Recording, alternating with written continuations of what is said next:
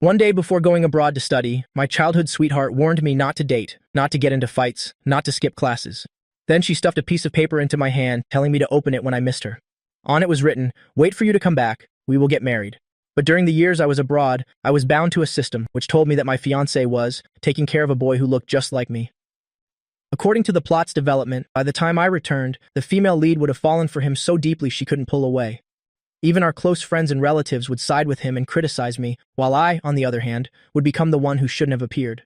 So I decided not to return to the country for the time being, holding art exhibitions abroad, socializing with masters, and constantly currying favor with several senior figures so that they would willingly promote my work. And it only took me less than 5 months to promote myself into a rising star in the art world. Moreover, I simultaneously received invitations and commissions from the big shots in the industry. My personal value immediately increased several dozen times. The system couldn't stay calm anymore. Shouldn't you be going back to the country? The host should have discovered the male lead by now. I looked at my watch and asked the system if the male and female leads were together yet. After receiving a negative answer from the system, I frowned. If I don't go back, can't they advance the plot on their own? I've already given them the chance. Shen Tangning saw the media report about me and frowned slightly. She knocked on Gu Yueting's office door. Shen Tangning handed her the tablet. On it was the news of me shining abroad. Didn't Jiang Haoming say he was coming back soon? Why is he developing his career abroad now? Could it be that he found out about you and Song Jinxing, so he's not planning to come back? Looking at my picture and hearing Song Jinxing's name, Gu Yueting felt a flash of guilt. She put down the tablet. Impossible. Unless you guys sold me out? Shen Tangning punched her lightly. Sell you out? You did such a terrible thing. We all helped you hide it, and you say we sold you out? Did you forget that Jiang Haoming is also my friend? Gu Yueting, don't you realize your own problem? In recent months, you barely seemed to contact him. Before, he would always complain to you about things over there, and occasionally video call you. But recently, there's been nothing. What exactly is going on between you and Song Jinxing? If Jiang Haoming finds out, he probably won't come back, right? Hearing this, Gu Yueting couldn't help but panic. Of course, she wanted me to come back. Thinking of this, she hurriedly sent me a message, asking when I was coming back. Don't forget it was still early morning on my side. Seeing Gu Yueting like this, Shen Tangning was a little angry. You better hurry up and, while Jiang Haoming isn't back yet, deal with Song Jinxing. Otherwise, what will you do later? I know my limits. You know your limits? When those two meet, tell me, who will you choose? Shen Tangning glared at her. If you get caught, I'd like to see how you handle it. Shen Tangning, Gu Yueting, and I were all university classmates. We all met around the same time. Shen Tangning could be considered a witness to our love. She was a mutual friend to both of us. After graduation, Shen Tangning and Gu Yueting started a company together. Their business was doing quite well. Naturally, their sisterly bond was very deep. But ever since I went abroad, Shen Tangning felt that Gu Yueting had become very strange. Especially the matter of keeping a male university student, she found it particularly incomprehensible. Gu Yueting even brought this person to her. She felt it was unfair to me and at the same time pitied Song Jinxing. My career over there had developed quite well, and I had successfully gilded myself. So in an interview, I told everyone that I was coming back to the country soon. The system looked at me, feeling this was especially like an eagle telling a chick, "I'm coming to get you." As soon as Shen Tangning saw this news, she took the initiative to find Song Jinxing. Why are you here? Song Jinxing was working in a coffee shop. His mother was sick and had to be hospitalized, requiring a lot of money. Although Gu Yueting had helped him pay for it, Song Jinxing didn't want to be indebted to her, so he was always working part-time jobs in various places, wanting to pay back all that money.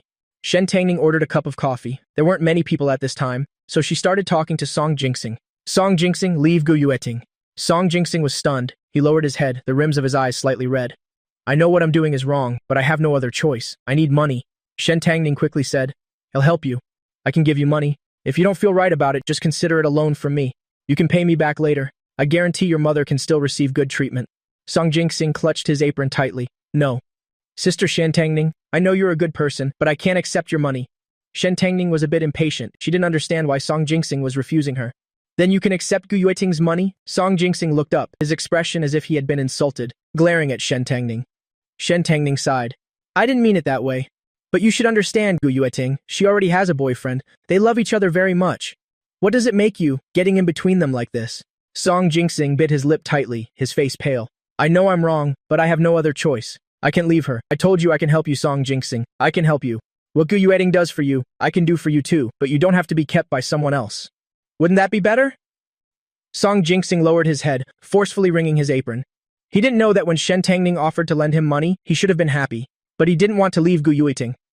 Shen Tangning watched for a moment, then suddenly asked, Don't tell me you've fallen for Gu Yueting? Song Jinxing immediately shook his head. No, I haven't. How could I like her? I haven't. I really haven't.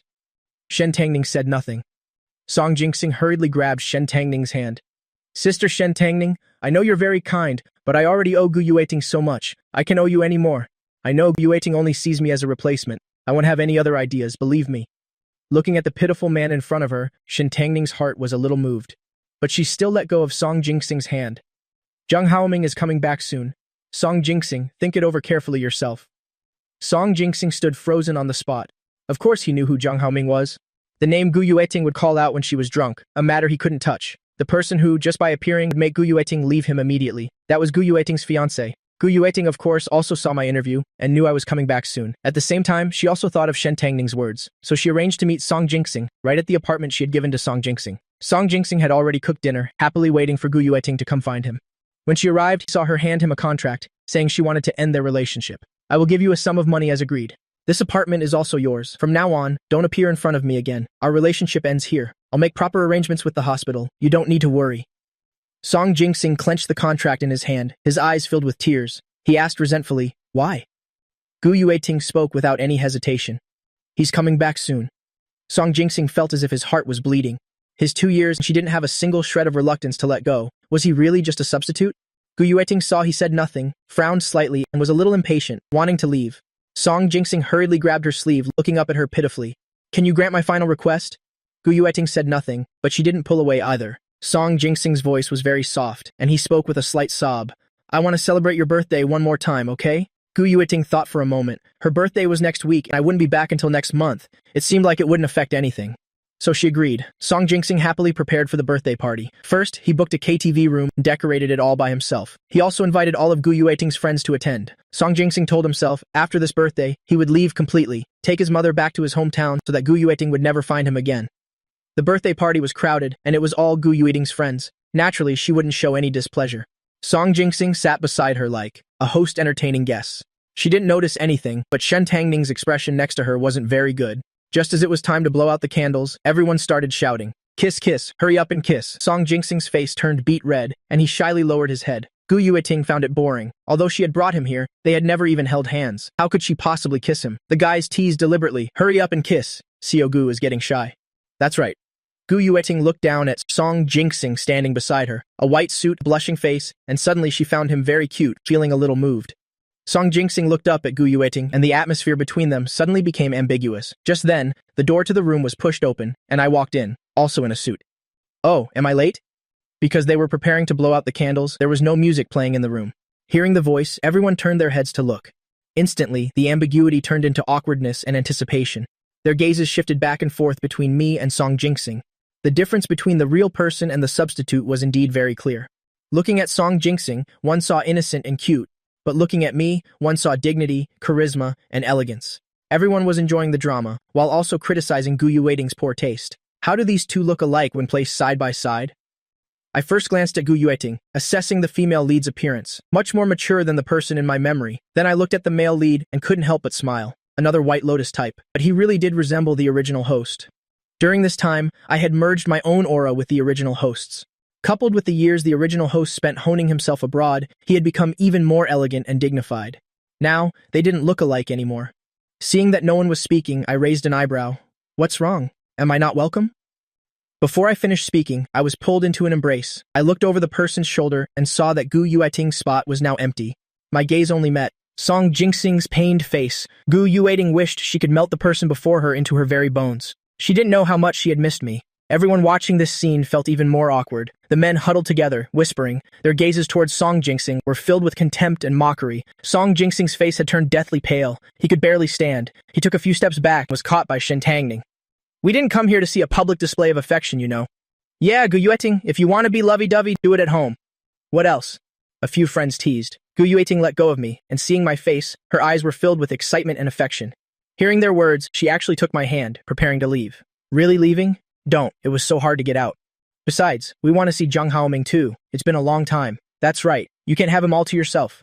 As they spoke, they moved forward and pulled me out of Gu Yueting's arms, then started asking me questions one by one. I smiled and answered everyone's questions. After talking to each person, I happened to be pushed in front of Shen Tangning. I looked at her and smiled, opening my arms wide. Old Shen. Shen Tangning watched me approach, her mind in a daze. I raised an eyebrow in dissatisfaction. What's wrong, old Shen? Not even a hug? Hearing the familiar address, Shen Tangning laughed and reached out to hug me. Tilting my head, I smelled a floral scent. I held her tightly, burying my head in Shen Tangning's embrace, and whispered, I really missed you. Shen Tangning froze and looked up in a bit of a panic, seeing everyone around them smiling and watching. With no other strange reactions, she couldn't help but wonder if she had misheard. Gu Yueting saw them hugging without letting go, frowned slightly, and walked over, pulling me out of Shen Tangning's arms. A hug to catch up is enough. Feeling the emptiness in her arms, Shen Tangning clenched her fists, feeling a bit unaccustomed to it. Ooh, someone's jealous. Gu Yueting, your jealous look is so unsightly. Gu Yueting glared at them, said nothing, and just held me tightly, very possessively. I smiled, listening to their teasing, but my gaze was on the male lead, who was on the verge of tears. I've never met this friend before. At this point, I looked towards everyone, waiting for an introduction. The originally happy atmosphere suddenly turned cold. Everyone looked away a little awkwardly. Only a few guys seemed to be enjoying the drama, looking at me meaningfully. Seeing this, I turned to look at Gu Yueting, with an innocent and trusting expression. Gu Yueting met my gaze, her heart filled with guilt and unease. She turned her head to look at Shen Tangning. Shen Tangning had taken Song Jinxing into her arms, her expression not quite natural. He's my boyfriend. When I heard this, my eyes widened. Old Shen, you have a boyfriend? Shen Tangning let go of Song Jinxing and tapped my forehead lightly. What nonsense are you talking? I smiled and extended my hand to Song Jinxing. Hello, I'm Jiang Haoming, Gu Yueting's boyfriend.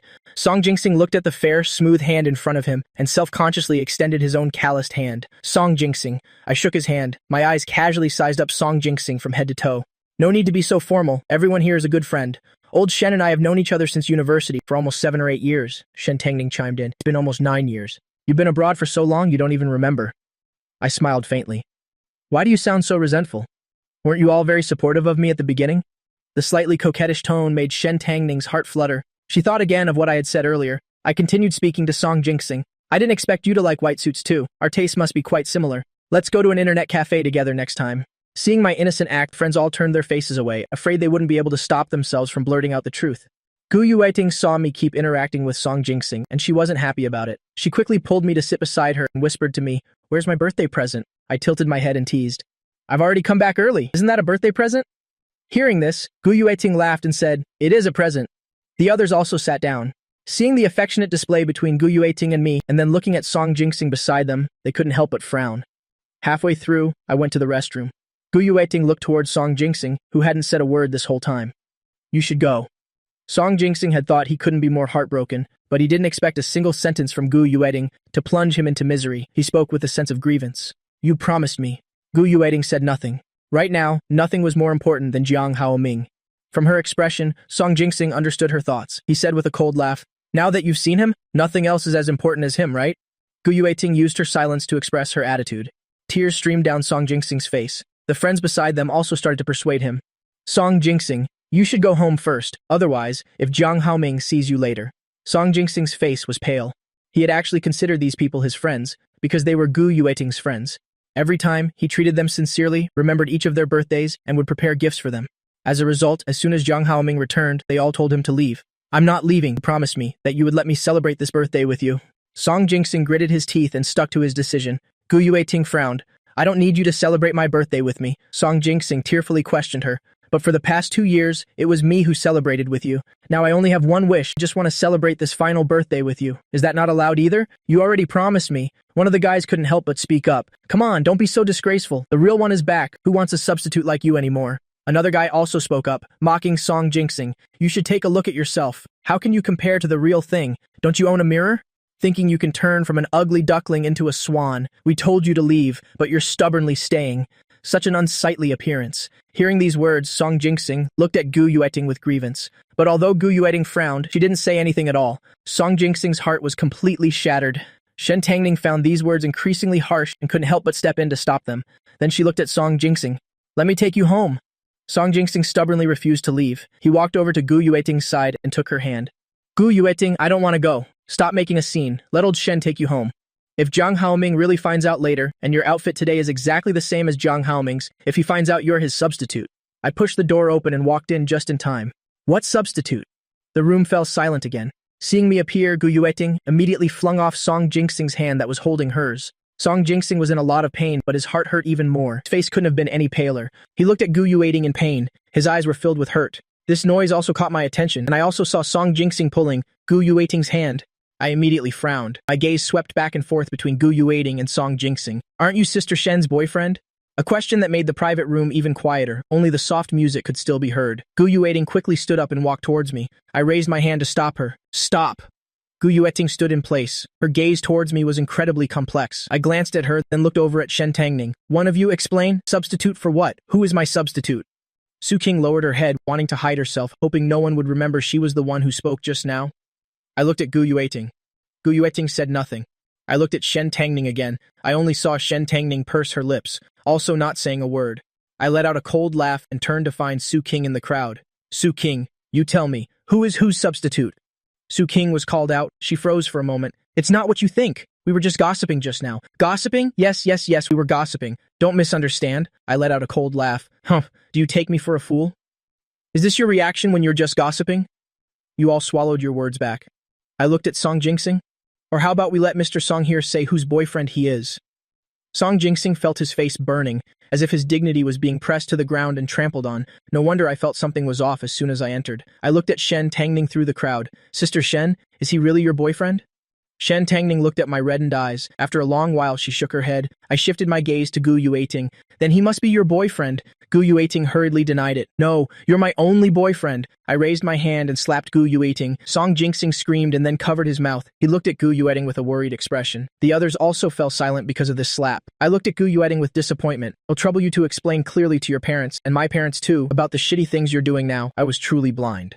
After speaking, I turned and ran out. Su King stood up, took a few steps to get in front of Gu Yueting, and gave her a push. Hurry up and go after him. Only then did Gu Yueting react and chased after me. After Gu Yueting caught up with me, it was, of course, a string of explanations. There's nothing between him and me. I've never even held his hand. I'm begging you, don't be like this. Can you forgive me? I was truly foolish for a moment. Don't be like this. I'm begging you. I just missed you too much, so I couldn't control myself. I raised my hands to cover my ears. I don't want to hear it.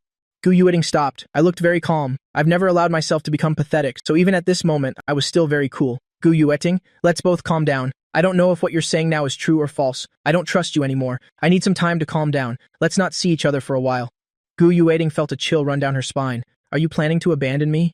My voice was a little crestfallen. Then what do you want me to do? I was so happy to come back to celebrate your birthday, but what did you do in the end? You found someone else. Gu Yueting, you're the one who betrayed me? Gu Yueting quickly pulled me back. I haven't done anything to wrong you. Please forgive me this time. I'm begging you.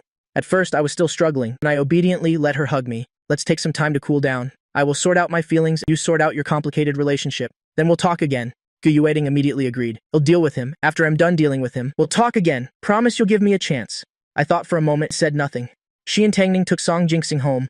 Then she returned to her own apartment. On the way, her mind was filled with the image of my devastated state. Her heart ached. She shouldn't have let Gu Yueting do this from the beginning. As soon as she reached her apartment door, Shen Tangning saw a figure sitting in front of her door. The slender figure trembled slightly in the cold wind. Shen Tangning couldn't quite believe it. She blinked her eyes. The figure still didn't disappear. I looked up and saw Shen Tangning stunned in place. I stood up. My legs were a bit numb from sitting for so long. I was a little unsteady and fell onto the steps. Shen Tangning rushed forward to support me, taking off her coat to wrap around me. I leaned weakly into Shen Tangning's embrace and complained softly, "Why are you only back now?" At this moment, Shen Tangning was filled with regret. She shouldn't have taken Song Jinxing home. Feeling the cold arms of the person in her embrace, Shen Tangning's regret deepened. She hurriedly hugged the person in her arms tighter, apologizing as she helped me into the apartment. "I'll give you a key later. Next time you come, just let yourself in. You came, but you didn't even call me. If you had called, I would have come back right away," Shen Tangning muttered as she placed me on the sofa, went into the room to get a blanket to cover me, then immediately went to the kitchen to boil water. I sat on the sofa, looking down at my hands, seemingly a little sad. While Shen Tangning was boiling water, she looked at me on the sofa. Her eyes were filled with pity. The system watched this scene. It didn't quite understand the host. Shen Tangning is a supporting female character. Why did you run to her? I lowered my head. The tip of my nose was red from the cold. The rims of my eyes were also red. Hearing the system's words, I smirked. Didn't you say I don't need to care about the deviated plot? Then of course I have to make her pay the price. How can betraying a friend not come with a price? Of course, I must make her regret it. In the original plot, Shen Tangning was a mutual friend of the original owner and Gu Yueting. But she saw Gu Yueting cheating and didn't stop her. She also didn't remind the original owner. She even blamed the original owner for coming back because Song Jinxing was sad and blamed the original owner for having returned. How could I let others blame me? Of course, I have to stand on the moral high ground to blame others. Shen Tangning handed me the cup of water. She was about to say something, but she didn't know how to start. For some reason, Shen Tangning didn't really want to mention Gu Yueting at this moment. I took a sip of hot water, feeling a little warmer. I then looked up straight at Shen Tangning. Shen Tangning was immediately lost in my gaze. She stared at me blankly, carefully squatting in front of me. She didn't stand up to leave. When did you know? I asked. Shen Tangning came back to her senses. She didn't dare to look at me. She tilted her head to one side, avoiding my gaze. I immediately understood her hesitation and said affirmatively, "You knew from the very beginning." Shen Tangning looked at me. Her eyes were filled with guilt and pity. I smirked, revealing a bitter smile. "So you knew from the beginning. But you didn't tell me, and even helped her deceive me." Shen Tangning pursed her lips. "I'm sorry." I looked down. "Shen Tangning, are we still friends?" Shen Tangning said hurriedly. "Of course, we've always been friends." I looked up at her. My eyes held unconcealed disappointment. "So for the past 2 years, I sent you so many messages. Did you even once think of telling me?" Shen Tangning lowered her head. She had thought about it, but she was afraid I would be sad. She clearly remembered the light in my eyes when I left to pursue my dream of my own. She was even more afraid that because of this, I would give up on my dream. Shen Tangning didn't dare to think if I would regret it, so she never said anything. I know the answer now. I put the cup down, pushed Shen Tangning away, and stood up to leave. Seeing this, Shen Tangning quickly pulled me back. "Where are you going?" I turned my head to look at her. "Shen Tangning, are you still the Shen Tangning I used to know?" Seeing the tear fall from the corner of my eye, Shen Tangning sighed and hugged me. "I'm sorry. Don't be sad. This is all my fault. I should have stopped her from the beginning. I should have told you from the start. I don't know if it's because I'd been holding it in for too long, or if I had tried too hard, being held and comforted. I suddenly lost control and burst into aggrieved tears. What did I do wrong? Why are you all treating me like this?" Hearing my cries, Shen Tangning's heart felt like it was being stabbed, stinging with every pang. They really had hurt me. She couldn't answer. She could only hold me tightly in her arms. The system looked at me in the supporting female lead's arms, crying my heart out. It couldn't help but click its tongue when it saw the host faint and being carried into the room by the female supporting lead. The system got a little nervous, but it saw the female supporting lead acting as if she were protecting a treasure, gently wiping my face and covering me with a blanket before carefully walking out when Shen Tangning woke up in the morning. Of course, I was no longer there. Seeing the breakfast on the table, Shen Tangning's heart warmed up. She ate the slightly cold breakfast, sent me a text message, and then went to work. After I left Shen Tangning's house, I went straight home and went with my parents to meet some elders. Among them were Gu Yueting's parents. Haoming has grown up, he's getting more and more handsome. Isn't that right? Not just handsome, he's a talented artist now, Mr. and Mrs. Zhang. You'll get to enjoy a comfortable life in the future. I linked arms with my father, keeping a polite smile on my face. I just smiled lightly upon hearing the elders' praise. "You're too kind, auntie son. It's all just the media writing whatever they want. It's still better to have a son. Look at Haoming. He knows to stay by his parents' side, unlike that girl of mine. I never know where she's run off to. Can't even see her face. That's right. Sons are still more caring. Such a considerate child, right? My girl never thinks about staying with me. Every time I want to find her, she's not there. I should have had a son in the first place. Not all sons are like that. Haven't you seen the Zhou family's son? He dresses like a young gangster every day. I think Mrs. Zhou is about to go crazy. In the end, it's still the Zhang family that's blessed, always by his parents' side, fulfilling the role of a filial son, both obedient and generous, causing many elders to praise him. When Gu Yueting's parents heard everyone around them praising me, they were all grinning from ear to ear. The wedding must be soon. The delay before was because Haoming went abroad for advanced studies. Originally, Father Gu wasn't very happy about me going abroad for advanced studies, but now he was incredibly proud of my excellence. He was also extremely satisfied when mentioning this future son-in-law. Others came to praise him again, and always said that the wedding was approaching. Anyone could see a father-in-law who was pleased with his son-in-law. Of course, I also took the opportunity to go alone, to greet the Gu parents, and said that I had brought gifts for them from abroad. I'll bring them when I visit another day. Mother Gu was very satisfied with her polite future son-in-law. She nodded and let her husband do the talking. Father Gu was naturally satisfied. He held my hand and said a few cordial words until someone came looking for him. Did he reluctantly let me go? When the elders' party was about to end, I finally met the person I wanted to see, Xia Qianshui, Gu Yueting's aunt, the youngest daughter of the head of the Xia family, 29 years old this year, only 4 years older than Gu Yueting. This party was for acquaintances. Those who came were all close friends and all were parents. At this age, only Xia Qianshui and I were the youngest generation. When I discovered Xia Qianshui was lying on a recliner on the second floor, sunbathing. A book was covering her face. Sensing the sound, Xia Qianshui opened her eyes and took the book off her face. She looked up and saw the man in the white shirt standing in front of her. His eyes were staring at her chest. Xia Qianshui frowned slightly. She moved the book in her hand down a little, covering her chest. Xia Qianshui was a little displeased. She raised her eyes, intending to send him away, when she saw the clear abdominal muscles under the shirt. Xia Qianshui's throat moved. Her fingertips couldn't help but rub against the book cover. I leaned down slightly and smiled as I asked Xia Qianshui, "You like this book too? I've been to several bookstores but couldn't find it. Can I borrow your copy to read?" Xia Qianshui got up from the recliner and unhesitatingly handed over the book in her hand. Of course. I was a little happy and quickly extended both hands. As I took the book, I accidentally touched Xia Qianshui's hand. When Xia Qianshui pulled her hand back, she couldn't help but sniff the tip of her nose. A sweet rose scent immediately wafted over the tip of her nose. I sat down opposite Xia Qianshui with the book. First, I opened the book and read for a while. Then I closed the book and looked up at Xia Qianshui. My name is Zhang Haoming. What's your name? Xia Qianshui raised an eyebrow slightly, thinking to herself, is this on purpose, or is he that Zhang Haoming? Xia Qianshui. My eyes lit up. I took out my phone. Let's exchange contact information. After I finish reading this book, I'll treat Ms. Chia to a meal.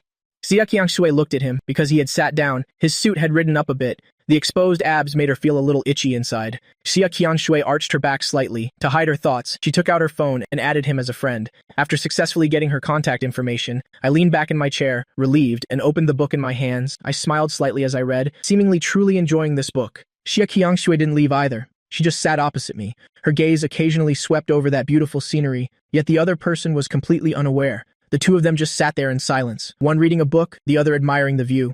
Until Father Jiang came to call for me. I stood up. After leaving the balcony, I came back. I waved the book in my hand. I'll treat you to a meal after I finish reading it. Not until the figure was completely out of sight did Xia Qianshui rub the web between her thumb and index finger, suppressing that itchy feeling.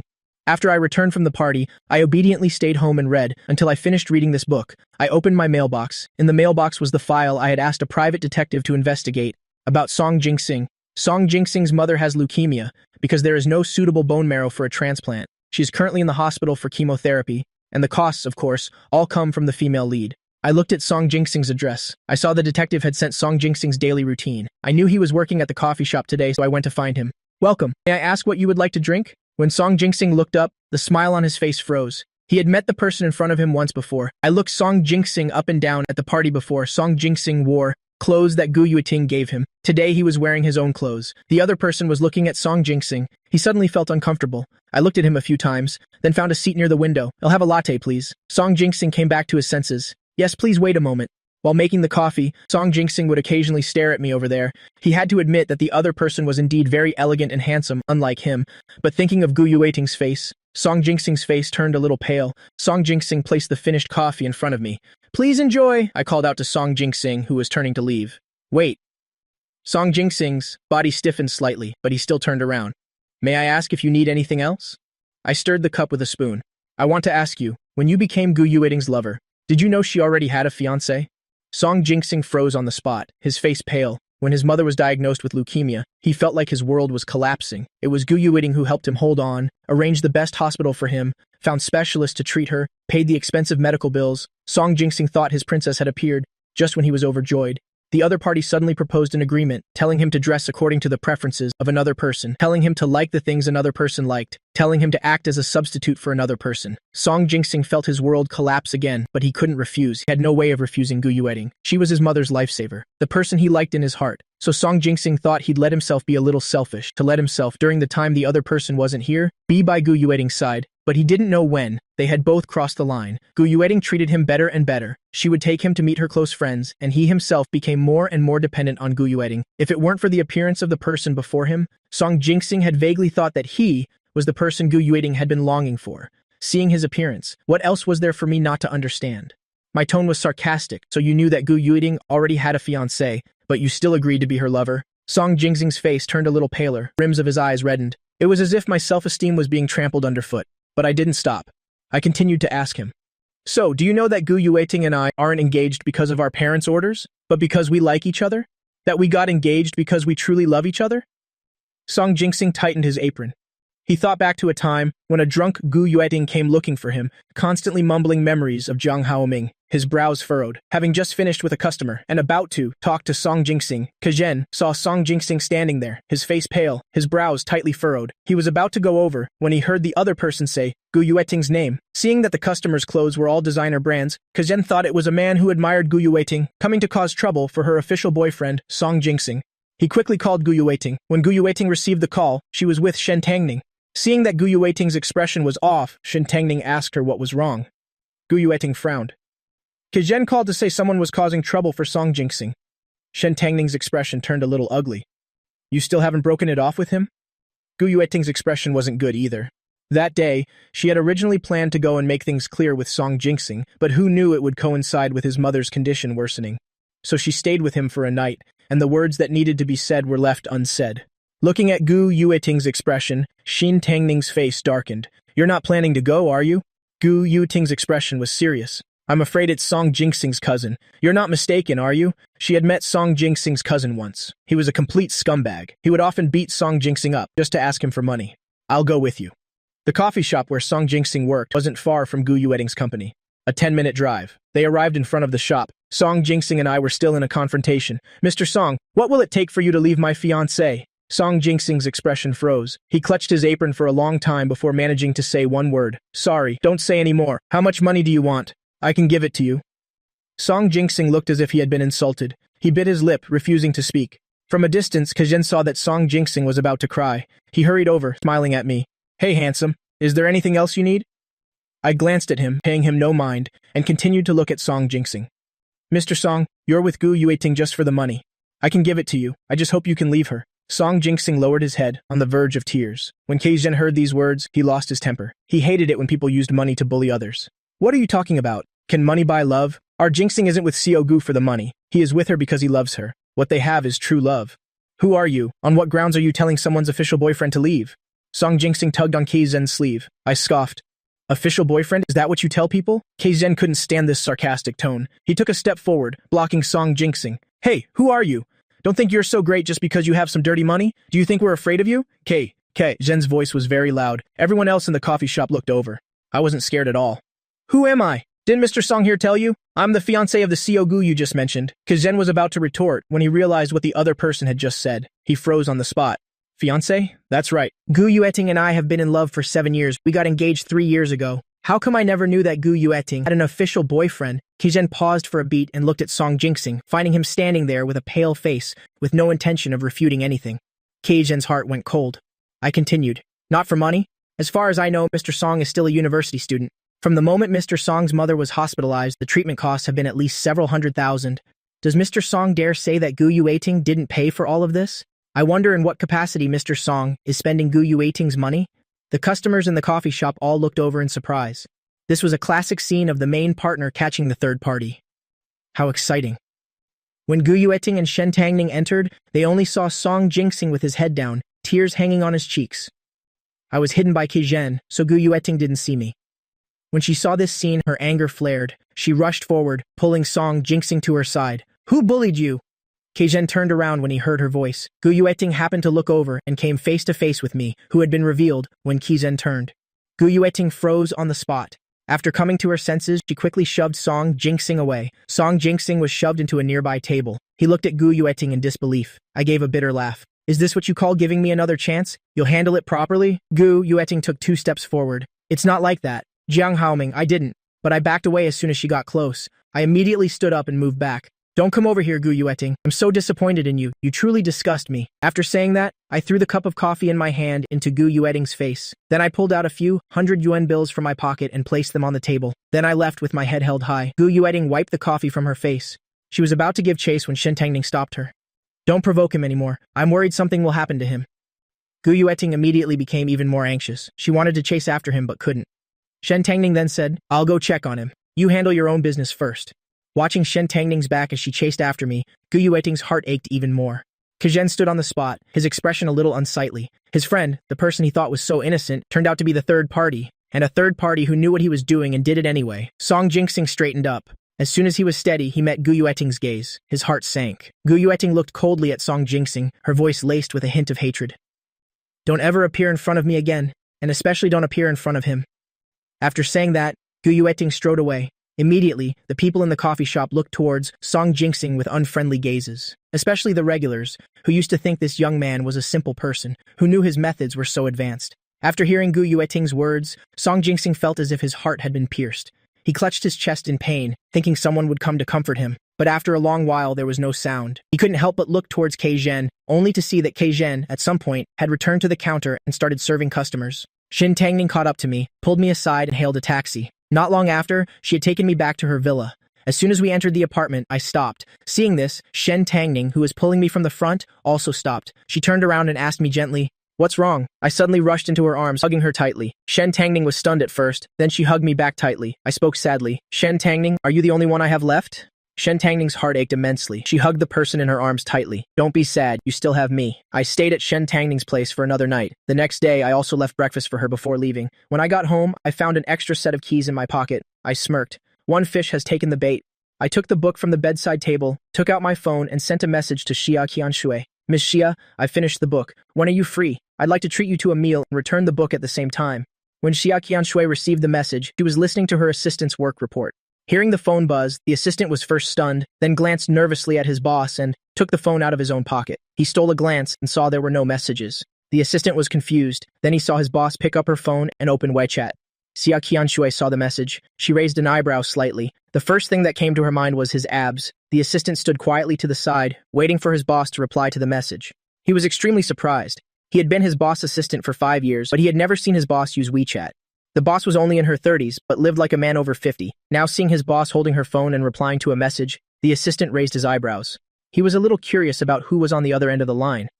While I was flirting with Xia Qianshui over text, I also started organizing my own art exhibition. Because of my efforts abroad, my reputation had skyrocketed. As soon as news got out that I wanted to hold an exhibition, many sponsors came forward. I took out my previously completed works, using most of them as exhibits. I only needed to paint a few more pieces, and I could hold the exhibition. You want to paint the starry sky? Xia Qianshui was chatting with me when she found out I wanted to hold an exhibition and was preparing to paint a starry sky. She quickly called me. I received the call, a little surprised. Yeah, but you can't see a beautiful starry sky in the city. I have no inspiration to paint. Xia Qianshui raised an eyebrow, her voice carrying a hint of seduction. I know a place where you can see a very beautiful starry sky. My voice immediately became cheerful. Really? Xia Qianshui smirked. Wanna go? Xia Qianshui chuckled, looking at her schedule. I'm free this afternoon. Seemingly realizing what she was thinking, I smirked. My tone had a hint of ambiguity. How about I treat Miss Xia to a meal and Miss Xia takes me to see the stars, okay? Xia Qianshui didn't agree.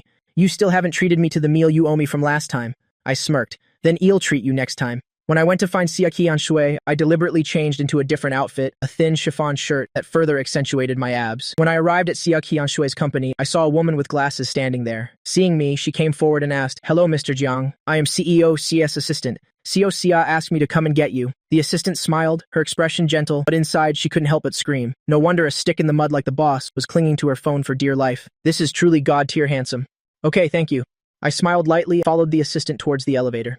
From the corner of my eye, I caught the gossipy expression of the receptionist. Then I took the elevator up. Xia Qianshui was looking at the documents in her hand. Because she had to go out with me, she had rushed some of her work. So there were a few more documents to review. Hearing footsteps that were a bit clearer, Xia Qianshui quickly knew it wasn't her assistant coming in. She quickly looked up and saw me appear before her. Xia Qianshui's gaze hadn't fully lifted, but her throat was already a little hoarse. I walked up to Xia Qianshui and sat on her desk. CEO Xia, can't you skip work today? Xia Qianshui looked at the legs right in front of her. Her fingers rubbed together slightly, suppressing the surging emotions. Can't wait? I smiled. There's still half an hour until the flowers I ordered are delivered. I wonder if CEO Xia, within half an hour, can finish this whole pile. I poked the pile of documents in front of Xia Qianshui with my finger. Xia Qianshui lowered her head and chuckled lightly. Of course. Well, leave on time in half an hour. I raised an eyebrow. What about dinner? Xia Qianshui looked at the legs dangling in front of her. She swallowed. She really wanted to open her mouth and say she didn't want to eat dinner. There's a restaurant over there. The food is quite good. I nodded, satisfied, and stood up, swinging my legs. I walked over to the sofa and sat down, deliberately leaning towards Xia Qianshui. I crossed my long legs and half lay on the sofa, playing with my phone. Xia Qianshui's eyes roamed over my body until I laughed out loud at something I saw. Only then did Xia Qianshui come back to her senses. She lowered her head and began to process the documents. After the assistant left, people constantly tried to get information from her. She looked at her full inbox and smiled. What was the use in asking her? She didn't know either, whether he was the boss's future husband or not. Half an hour later, the assistant knocked and came in carrying painting supplies. Mr. Jiang, here are your things. I stood up from the sofa, my face full of smiles. They're mine, thank you. Facing the handsome god's smile, the corners of the assistant's mouth also turned up. Before she could say anything, she heard the boss's voice. If you're done delivering them, get out. Assistant, yes, mom. I smiled and waved at her, watching her leave with a big smile. I carried the supplies over to Xia Qianshui. I placed the things on the desk, then sat on Xia Qianshui's desk again. My right foot lightly kicked her chair. Isn't CEO Xia off work yet? Xia Qianshui looked at the person in front of her, then at the documents in her hand. Finally, she made a decision. She stood up and walked towards me, her body quickly pressing against mine. I leaned back slightly, my eyes not flinching as I stared at Xia Qianshui. The two of us got closer and closer, so close we could feel each other's hot breath. Xia Qianshui tilted her head slightly, the corner of her mouth pressing against my lips. Just as she was about to kiss me, she stopped. Then let's get off work a little early today. After speaking, Xia Qiangshui stood up straight, her left hand already holding the things that I had placed on the desk. Xia Qiangshui loosened her tie as if she had only intended to help me carry my things. Let's go, time to get off work. I broke into a brilliant smile, my eyes sparkling with tiny flecks of light, as if I had been waiting for Xia Qiangshui for a long time. I jumped off the desk and walked beside Xia Qiangshui, following her out. The assistant saw the two of them come out, a little surprised. She went forward to meet them. When Xia Qiangshui saw her assistant, she gave her a few instructions for today's work. Then she took me to the elevator and left. The assistant watched her boss take a few steps, then turned back to see if I was keeping up.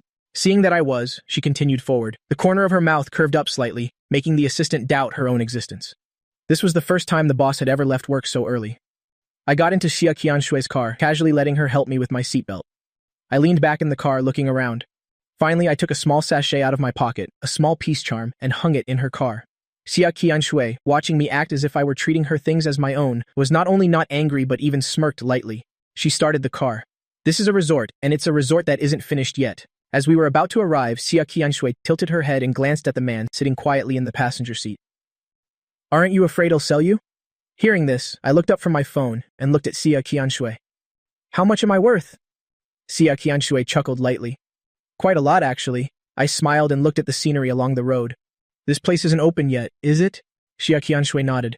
That's right, so you're the first guest here. Everyone hopes to be special. Hearing these words, I was indeed very happy. I looked intently at the resort. The village is very beautiful, with added ethnic elements. The houses are all on stilts, and they are all wooden houses, looking incredibly exquisite. The car stopped beside a lake. I got out and saw the lake was full of lotus leaves. I turned to talk to Xia Qiangshui. We should have waited until June to come. Xia Qiangshui smiled. It'll bring you again then. The lake was very large, with a sandy beach along the shore, covered with pebbles. I walked on the pebbles, in a very good mood. Xia Qiangshui handed the car keys to the manager here, then gave some low-voiced instructions. Prepare some specialty dishes, and tidy up the house in the middle of the lake a bit. After giving instructions, Xia Qiangshui chased after me. I walked along the lake shore, my legs looking even longer by the lake. Xia Qiangshui walked up beside me. The starry sky here at night is very beautiful. You can gaze at it to your heart's content tonight. I tilted my head to look at her, my eyes filled with amusement. Thank you so much, Xia. Xia Qiangshui smiled and told me about the origin and highlights of this resort. So many of the people here are people who originally lived in this village. I looked at Xia Qiangshui, a little surprised. Xia Qiangshui nodded. That's right, I bought their land. They rent my houses to live in and open shops here to make money. It's much better than me hiring new employees. Xia Qiangshui looked at the nearly completed resort and smiled. They will cherish and love this place more than my other employees. I smiled. CEO Xia really knows how to do business. How about you teach me? Xia Qiangshui looked down at the person standing in front of her. Okay, but you have to pay tuition. Are you short of this little bit of money? Xia Qiangshui looked at the clear eyes before her, a wicked glint in her smirk. I never said it was money. I raised an eyebrow, seemingly interested. Then what do you want? Xia Qiangshui was silent for a long time. After sufficiently piquing my curiosity, she finally spoke. I'll tell you later. Let's go eat. After speaking, she strode towards the nearby restaurant. I don't know if I was just wandering aimlessly before, but I ended up walking in the right direction of the restaurant. Tell me first, I said, dissatisfied. I chased after her, tugging at Xia Qiangshui's clothes. I quickly caught up to Xia Qiangshui. After the two of them finished eating, it was already dark. I was preparing to take a walk by the lake to digest my food when Xia Qiangshui tapped me lightly on the head. I tilted my head to look at her. Xia Qiangshui happened to lean in close to my ear. Look up. Hearing that, I looked up and was stunned. The vast night sky was full of bright stars. Like pearls of all sizes scattered on a jade plate, they sparkled brightly. After returning from the resort, Xia Qiangshui became busy again. I also felt that this level of distance was just right, so I didn't contact Xia Qiangshui. Instead, I often chatted with Gu Yueding and Shen Tangning. Gu Yueding seemed to genuinely want to atone for her mistakes, constantly sending flowers to my apartment. Every day, regardless of whether I replied or not, she would send caring messages in the morning and evening whenever she was free. I looked at the flood of messages on my phone, frowned slightly, turned off the screen, and continued painting, preparing works for the exhibition. Perhaps because I had been back in the country for a while, my parents still hadn't seen me visit the Gu family, they realized something was amiss. So they told me to visit the Gu family's elders and arrange a dinner for the two families. Reluctantly, I brought the gifts I had, brought back from abroad to the Gu family's house. The Zhang and Gu families didn't live far from each other. It was a half-hour drive. Before I left, I called Gus' parents, and of course, I knew they would definitely tell Gu Yueding. As for whether Gu Yueding would be home or not, that wasn't my concern. Young Master Zhang is here. The butler saw me, his face beaming with a smile. The engagement ceremony a few years ago, he still remembered it vividly. He always felt that Miss Gu and young Master Zhang were a perfect match. I smiled and said, Uncle Liu? Are Uncle and Auntie home? Yes, yes, please come in. I carried the gifts into the house. As soon as I entered, I saw Gus' mother watching TV in the living room. Auntie. Hearing my voice, Gus' mother quickly stood up, not forgetting to pause her palace drama series. She walked over to greet me. Just coming is enough. Why did you bring gifts? You're too kind. I smiled and took out the gift in my hand. This is a gift for you. When I was abroad and saw this silk scarf, I thought it would suit you very well. I made a point of buying it before I returned. The silk scarf was from a high-end brand, very difficult to buy in this country.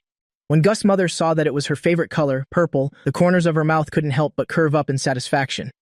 How thoughtful of you to think of me even when you were abroad. I acted obedient and sensible. Where's Uncle? I have a gift for him too. He's in the study upstairs. I'll be down in a moment. The last time we met, I didn't get a good look at you. Why do I feel like you've gotten so much thinner? Did you have trouble getting used to the food abroad? It was fine. I just missed the taste of home. The two of them sat and chatted in the living room, but before Gus' father came downstairs, they saw Gu Yueting return from outside. Gus' mother saw her daughter walk in with a bouquet of flowers and couldn't help but tease her. You've come home so many times, but you've never brought flowers for your mother. When she heard you were coming, she immediately rushed over with flowers. It's true that once you have a man, you forget your mother. Gu Yueting walked over and gave the flowers to me. Out of respect for Gus' mother, I accepted the bouquet. They were my favorite pink roses. I turned and gave the bouquet of roses to Gus' mother.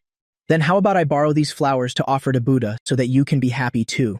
Gus' mother, who had been trying to keep a straight face, burst out laughing when she heard this. As expected, a son is more considerate. I smiled. My parents said we should have dinner together tonight. Since Gu Yueting is back, why don't we leave now? Gus' mother nodded in agreement and placed the flowers on the coffee table. Let me go get her father. After Gus' mother's figure disappeared up the stairs, the smile on my face vanished. Gu Yueting squatted down in front of me and took my hand.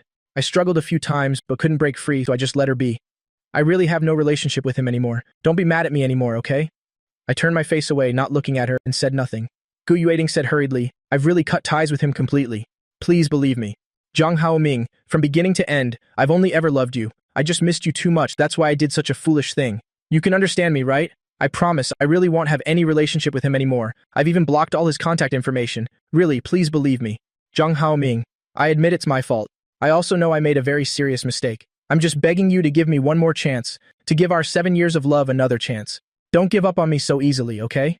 I saw that she was almost done talking, and was about to say a few gentle words when I heard Gus' parents' voices. The two of them had come down from upstairs and were walking over. Hearing them, Gu Yueting wasn't flustered at all. She simply stood up and sat down next to me, but didn't let go of my hand. Gus' parents walked over and saw the young couple sitting close together, hand in hand, looking very intimate. Gus' mother covered her mouth and giggled. Gus' father, on the other hand, looked serious, but there was still a hint of a smile in his eyes. I shook off Gu Yueting's hand, stood up, and greeted Gus' father. Hello, uncle. Gus' father nodded and gave a simple greeting. Gu Yueting stood up. Let's go, mom. You ride with dad. You come with me. No one had any objections to this arrangement, so we set off. I sat silently in the passenger seat, which was different from when I was in Jia Tianshui's car. Back then, I was at ease, comfortable, deliberately showing a relaxed and lazy demeanor, but now my expression was cold. To show that I was still angry, I leaned back against the seat and turned my head to look out the window, not giving Gu Yueting a single glance. Gu Yueting kept trying to find topics of conversation. I heard you're going to hold a painting exhibition soon. Is there anything I can help with? I watched the passing crowd outside the car window. I accepted the flowers. They were my favorite pink roses. I turned and gave the bouquet of roses to Gus' mother. Then how about I borrow these flowers to offer to Buddha so that you can be happy too? Gus' mother, who had been trying to keep a straight face, burst out laughing when she heard this. As expected, a son is more considerate. I smiled. My parents said we should have dinner together tonight. Since Gu Yueting is back, why don't we leave now? Gus' mother nodded in agreement and placed the flowers on the coffee table. Let me go get her father. After Gus' mother's figure disappeared up the stairs, the smile on my face vanished. Gu Yueting squatted down in front of me and took my hand. I struggled a few times but couldn't break free, so I just let her be. I really have no relationship with him anymore. Don't be mad at me anymore, okay? I turned my face away, not looking at her, and said nothing. Gu Yueting said hurriedly, I've really cut ties with him completely. Please believe me. Zhang Haoming, from beginning to end, I've only ever loved you. I just missed you too much. That's why I did such a foolish thing. You can understand me, right? I promise, I really won't have any relationship with him anymore. I've even blocked all his contact information. Really? Please believe me. Jiang Haoming, I admit it's my fault. I also know I made a very serious mistake. I'm just begging you to give me one more chance, to give our 7 years of love another chance. Don't give up on me so easily, okay? I saw that she was almost done talking and was about to say a few gentle words when I heard Gus' parents' voices. The two of them had come down from upstairs and were walking over. Hearing them, Gu Yueting wasn't flustered at all. She simply stood up and sat down next to me but didn't let go of my hand. Gus' parents walked over and saw the young couple sitting close together, hand in hand, looking very intimate. Gus' mother covered her mouth and giggled. Gus' father, on the other hand, looked serious, but there was still a hint of a smile in his eyes. I shook off Gu Yueting's hand, stood up, and greeted Gus' father. "Hello, uncle." Gus' father nodded and gave a simple greeting. Gu Yueting stood up. "Let's go, Mom. You ride with Dad. You come with me." No one had any objections to this arrangement, so we set off. I sat silently in the passenger seat, which was different from when I was in Xia Tianshui's car. Back then, I was at ease, comfortable, deliberately showing a relaxed and lazy demeanor. But now, my expression was cold. To show that I was still angry, I leaned back against the seat and turned my head to look out the window, not giving Gu Yueting a single glance. Gu Yueting kept trying to find topics of conversation. "I heard you're going to hold a painting exhibition soon. Is there anything I can help with?" I watched the passing crowd outside the car window, feeling a bit dazed. Sometimes I feel this world is so big that my small self could be completely forgotten. Sometimes I also doubt myself, wondering if I truly exist. Although I was zoning out, I didn't forget to answer Gu Yueting. No need. My tone carried a hint of coldness. Gu Yueting was a bit at a loss, but still carefully brought up a few other topics, but I only gave a few cold replies. When we arrived at the restaurant, before getting out of the car, I turned my head to look at Gu Yueting.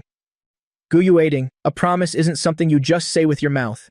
You told me to give you a chance, so you need to show me with your actions. I need to see your determination. I need to see what you do, not just hear you talk about it, right?" Gu Yueting was stunned. "Haoming, our 7 years of love, I don't want it to end so ambiguously either. I hope you won't disappoint me again." After saying that, I unbuckled my seatbelt and got out of the car. During the meal, the two families inevitably brought up the topic of our marriage. Before, it was because Haoming was studying abroad, but now that he's back, how about we pick an auspicious day and hold the wedding first? I think that's a good idea. That's right. Before it was because they weren't together. Now that they are, we can consider the marriage.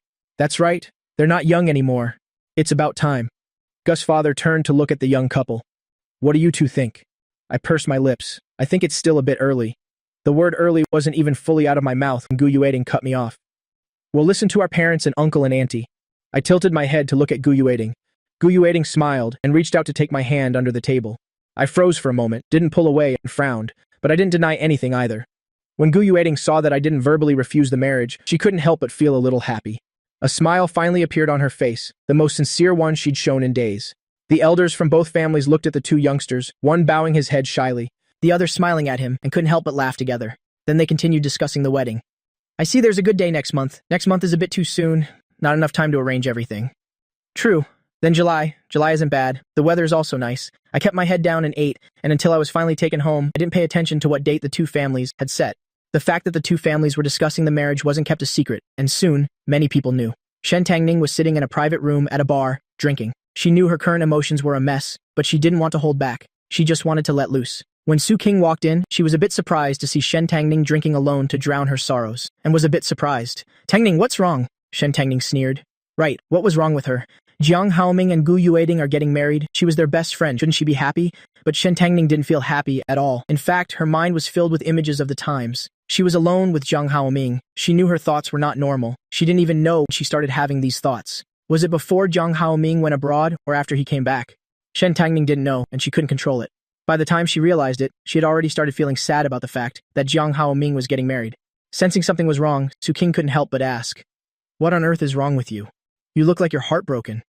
Shen Tangning said nothing, nor did she deny it. Su King was about to make a joke when she realized. She was so shocked she took a step back, looking at Shen Tangning as if she were a monster. "Damn, no way. You're heartbroken? Since when? With whom? Do I know them? Did you dump them, or did they dump you?" Shen Tangning sneered. "Dump?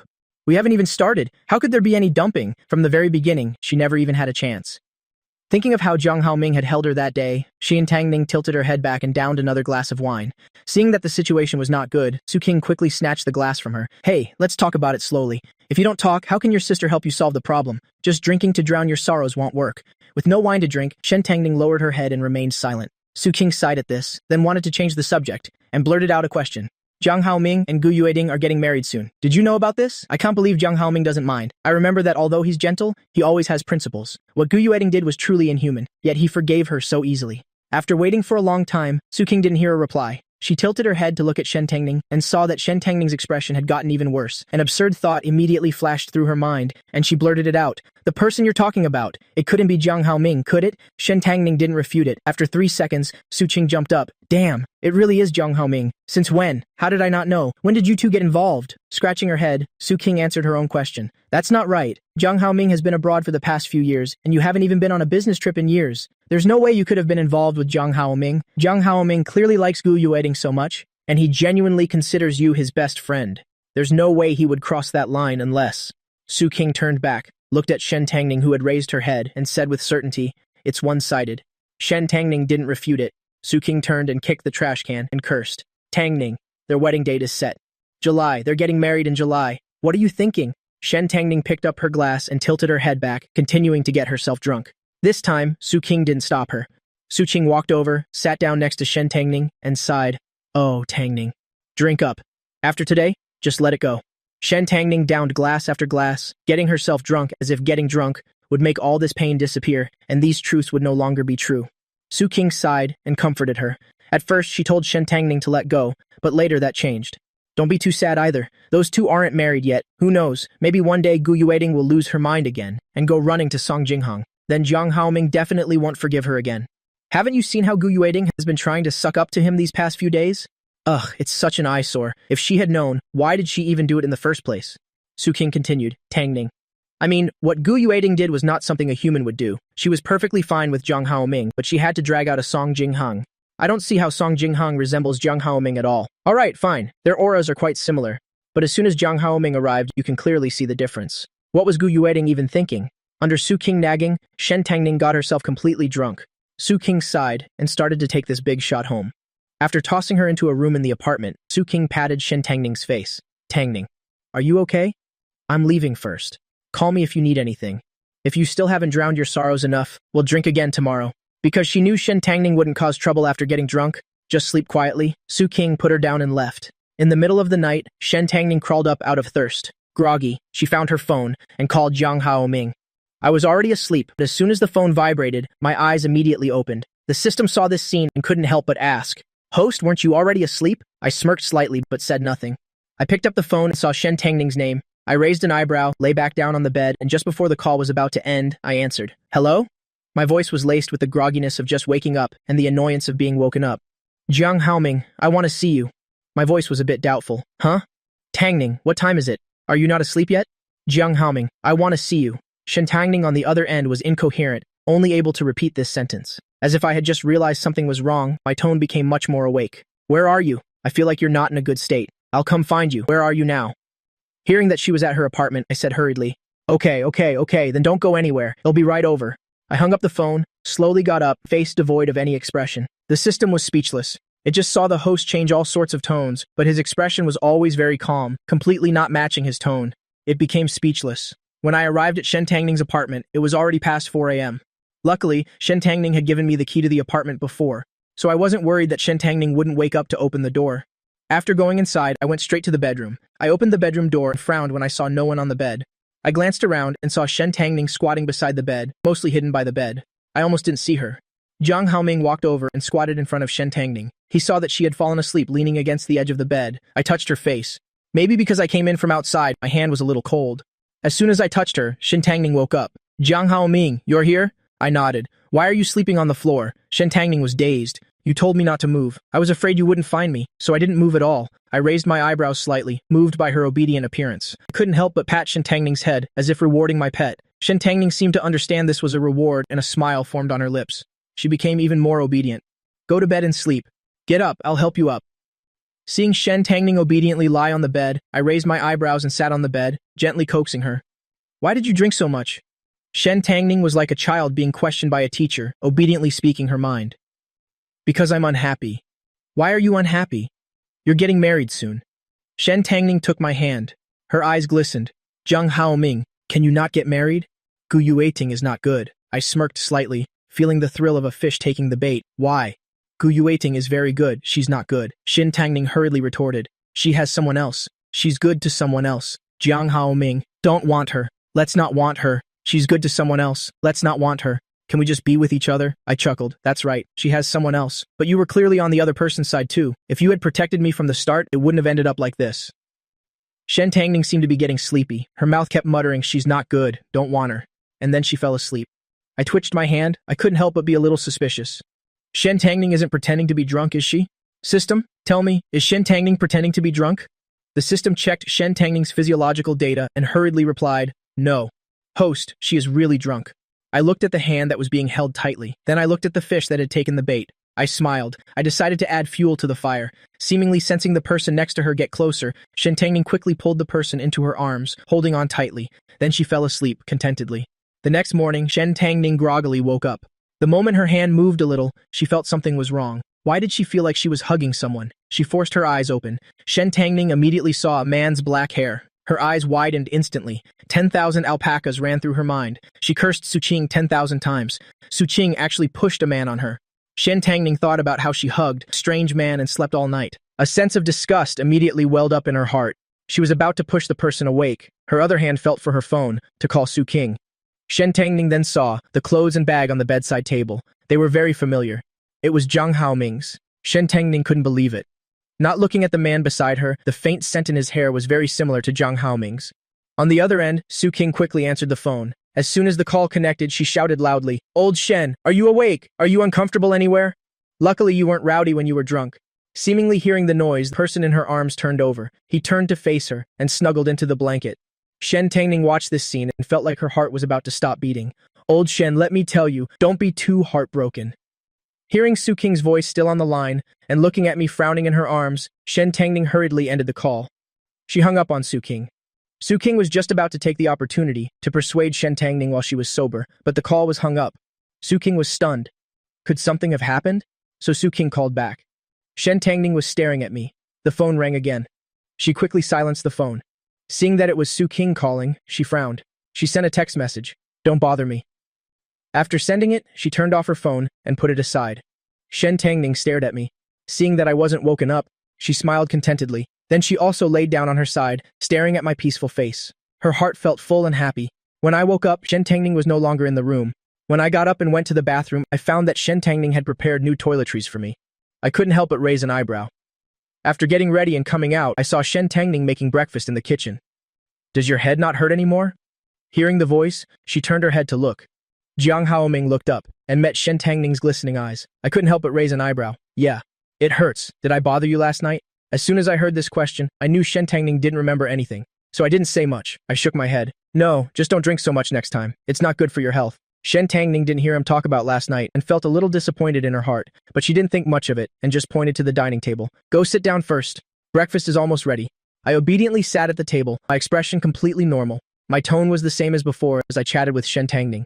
"Who did you go drinking with last night? How could they bring you home and just leave you like that?" When Shen Tangning heard that, she regretted a little that she didn't call Su Qing later to ask about the situation. "No, I went with Su Qing. You saw me last night?" I shook my head and asked doubtfully. "No, when I arrived yesterday, you were the only one here." Shen Tangning frowned, trying to recall yesterday's memories. I continued speaking from my end. "I thought something had happened, calling me in the middle of the night. You scared me." Shen Tangning's heart felt warm and at the same time, very excited. "In other words, I called Jiang Haoming last night, and he came over as soon as he heard. I said a few words, and then didn't mention last night's events again, nor did I mention why I was sleeping in the same bed with her. I quietly ate breakfast, and took the opportunity to reply to the messages I hadn't answered yesterday." Shen Tangning came over. As she placed the warmed glass of milk in front of me, she happened to see the name on my chat interface. It was Gu Yuiting. Shen Tangning's good mood instantly vanished. She sat opposite me, watching me eat and reply to messages. She couldn't help but ask a question. "Are you two really getting married?" I paused, and Shen Tangning immediately realized something was wrong. She hurriedly explained a few things. "I'm not saying it's not good, it's just that I think it's a bit early." "Do uncle and aunt know about her and Song Jinxing?" I shook my head. Shen Tangning sighed. "Then you have to tell her not to contact Song Jinxing anymore in the future." I looked up. Shen Tangning's eyes were full of complicated emotions. After a long silence, I finally spoke. She already agreed with me and said she would cut ties with Song Jinxing. Shen Tangning was at a loss for words. She really wanted to say that you can't fully trust a woman's words, but she was afraid of hurting me. I lowered my head. After a while, I slowly spoke up. "Actually, I myself don't know if I should marry her." Shen Tangning's eyes lit up. She looked up at me. I sighed. What she did is very hard for me to accept. She said it was because she loved me. But if someone truly loves another person, how could they do something like that? I feel like I can no longer trust Gu Yuiting. But it's been 7 years of feelings I can't completely let go. Shen Tangning, I'm very hesitant. Shen Tangning casually advised. If you're hesitant, then just postpone the wedding for now. See how she behaves and then decide. I shook my head. The elders have already decided. If I suggest postponing it now, they will definitely be sad. Shen Tangning lowered her head, hiding the disappointment in her eyes. But I continued speaking. I decided to give her another chance, and also to give our feelings a chance. If she disappoints me again, then I will never forgive her again. When Shen Tangning heard this, she looked down at the glass of milk in front of her. A dark glint flashed in her eyes. After leaving Shen Tangning's apartment, I started preparing for my art exhibition again. The exhibition pieces were almost ready. I had 42 of my own paintings. Then there were more than 10 paintings by famous artists. Among them were a few extremely valuable pieces, the kind that only appear in the news. They came from Gu Yueting and Xia Qianshui, respectively. I accepted them without any hesitation. Then I hired many security guards to stand watch. Before opening the art exhibition, I met Xia Qianshui a few more times under the pretext of learning from her experience in holding exhibitions to deal with guests. I flirted with her a few times. Although I didn't think Xia Qianshui would be like Shen Tangning, getting drunk for me, but I felt the time was ripe. The next time will be Tianhuo. So, amidst such busy days, the art exhibition opened. 1. They were attracted by my fame. 2. There were famous paintings as a backdrop. 3. Some people had heard that Xia Qianshui and Gu Yueting would be coming. Therefore, all the tickets for my art exhibition were sold out. After the tickets were sold out, there were still many people at the entrance waiting for others to leave so they could enter in their place. I was both hosting the guests as the owner and taking this opportunity to get to know some people who truly understand art. I was endlessly busy at the exhibition.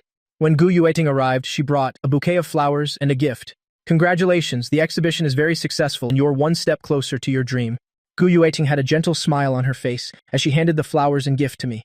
I took them, sniffed them a little, then handed the flowers to a staff member beside me, telling him to put them away. I looked up at Gu Yueting. Thank you. I, of course, know that the original owner's dream was to become a famous artist who could hold exhibitions all over the world so that more people who liked his paintings could see them. After Gu Yueting arrived, she was always by my side. Although many people in our circle knew that I and Gu Yueting were getting married soon, but many people were only interested in art and the media didn't know. So this scene of a talented man and a beautiful woman was captured in photos. When Xia Qianshui arrived, she happened to see this scene. She looked up and saw an unpleasant sight. A mischievous strand of hair blew across my face. Gu Yueting saw this and very naturally reached out to tuck the hair behind my ear. Xia Qianshui, standing there holding flowers, suddenly remembered that a few days ago her brother called and said that her nephew was getting married soon. Xia Qianshui's smile became a little stiff. In the end, she walked forward with a cold face. The assistant originally thought coming to see the exhibition with the boss was just a whim of the boss's, but the boss bought flowers and also bought a gift. This made the assistant a little surprised. After seeing my name on the exhibition sign at the entrance, the assistant was no longer surprised. Watching the boss walk towards me, the assistant also followed in that direction. Just as he got close, the assistant realized something was wrong. This woman standing next to Mr. Jiang, isn't she the boss's niece? Why is this niece acting so intimately with Mr. Jiang? Just as the assistant was surprised and confused, Gu Yueting spoke up. Aunt, why are you here? Gu Yueting was a little surprised to see Xia Qianshui. Xia Qianshui was only a few years older than her, so when they were young, their relationship was very good. But later, because of Xia Qianshui's excellence, she was always overshadowed wherever she went. Over time, their affection also faded. Xia Qianshui nodded. Her gaze fell on me. She only saw a flash of surprise in my eyes. It seems he didn't know I was Gu Yueting's aunt, so now that he knows, what will he do? Thinking this, Xia Qianshui then handed over the bouquet in her hands. Congratulations. I saw this beautiful bouquet of red roses and raised my eyebrows in surprise. Then my eyes were filled with joy. Seeing my reaction, the frustration in Xia Qianshui's chest eased a little. Congratulations on the successful exhibition. I tilted my head and smiled at Xia Qianshui. Thank you. Gu Yueting, who was beside me, frowned when she saw this. Her eyes darted back and forth between the two of them. Aunt, do you two know each other? Xia Qianshui answered curtly. Yeah, my expression didn't change. I had a smile on my face. My gaze lingered on Xia Qianshui. Xia Qianshui met my gaze, and her gloomy expression softened a little. The corners of her mouth also curled up slightly. After seeing Gu Yueting beside me, her smile straightened out again. Gu Yueting looked at me with some surprise. Her eyes held a question, but I didn't look at her, so I didn't see her doubt. I didn't pay attention to her either. Gu Yueting didn't get a response. She was a little disappointed, but didn't show it. Xia Qianshui looked at the exhibition pieces around her and said casually, "Show me around." I nodded. Okay, this way. I pointed to the left, then I prepared to go in that direction. I turned back to say to Gu Yueting, "Go look around on your own." Xia Qianshui didn't even glance at Gu Yueting and followed me forward. As I walked, I explained each exhibition piece to Xia Qianshui, its origin and the story behind it. When we reached the middle of the exhibition hall, Xia Qianshui stopped. She turned to look towards the center of the hall, at the painting surrounded by many people. It was the starry sky I had completed at the resort that day. I saw her stop and looked at her with confusion. I saw Xia Qianshui walk towards that painting. I smirked slightly. I stood there and waited. Xia Qianshui got closer. She finally saw the introduction next to the painting. Her heart beat faster. She turned her head to look at me. She only saw me standing in place, smiling at her. At this moment, it seemed as if only the two of them existed in the world. They understood each other's thoughts perfectly, like two perfect pieces of a puzzle. I watched Xia Qianshui stride towards me. I was a little surprised. She had already taken my hand and leaned into my ear. "Where's the lounge?" I pointed in a direction and was pulled away. Arriving at the lounge, Xia Qianshui pushed me against the door. She wrapped her arms tightly around my waist, pressing our two bodies together without leaving a single gap. Does that painting mean what I think it means? My back was against the door. I was forced to look straight at Xia Qianshui. Hearing this question, I smirked slightly.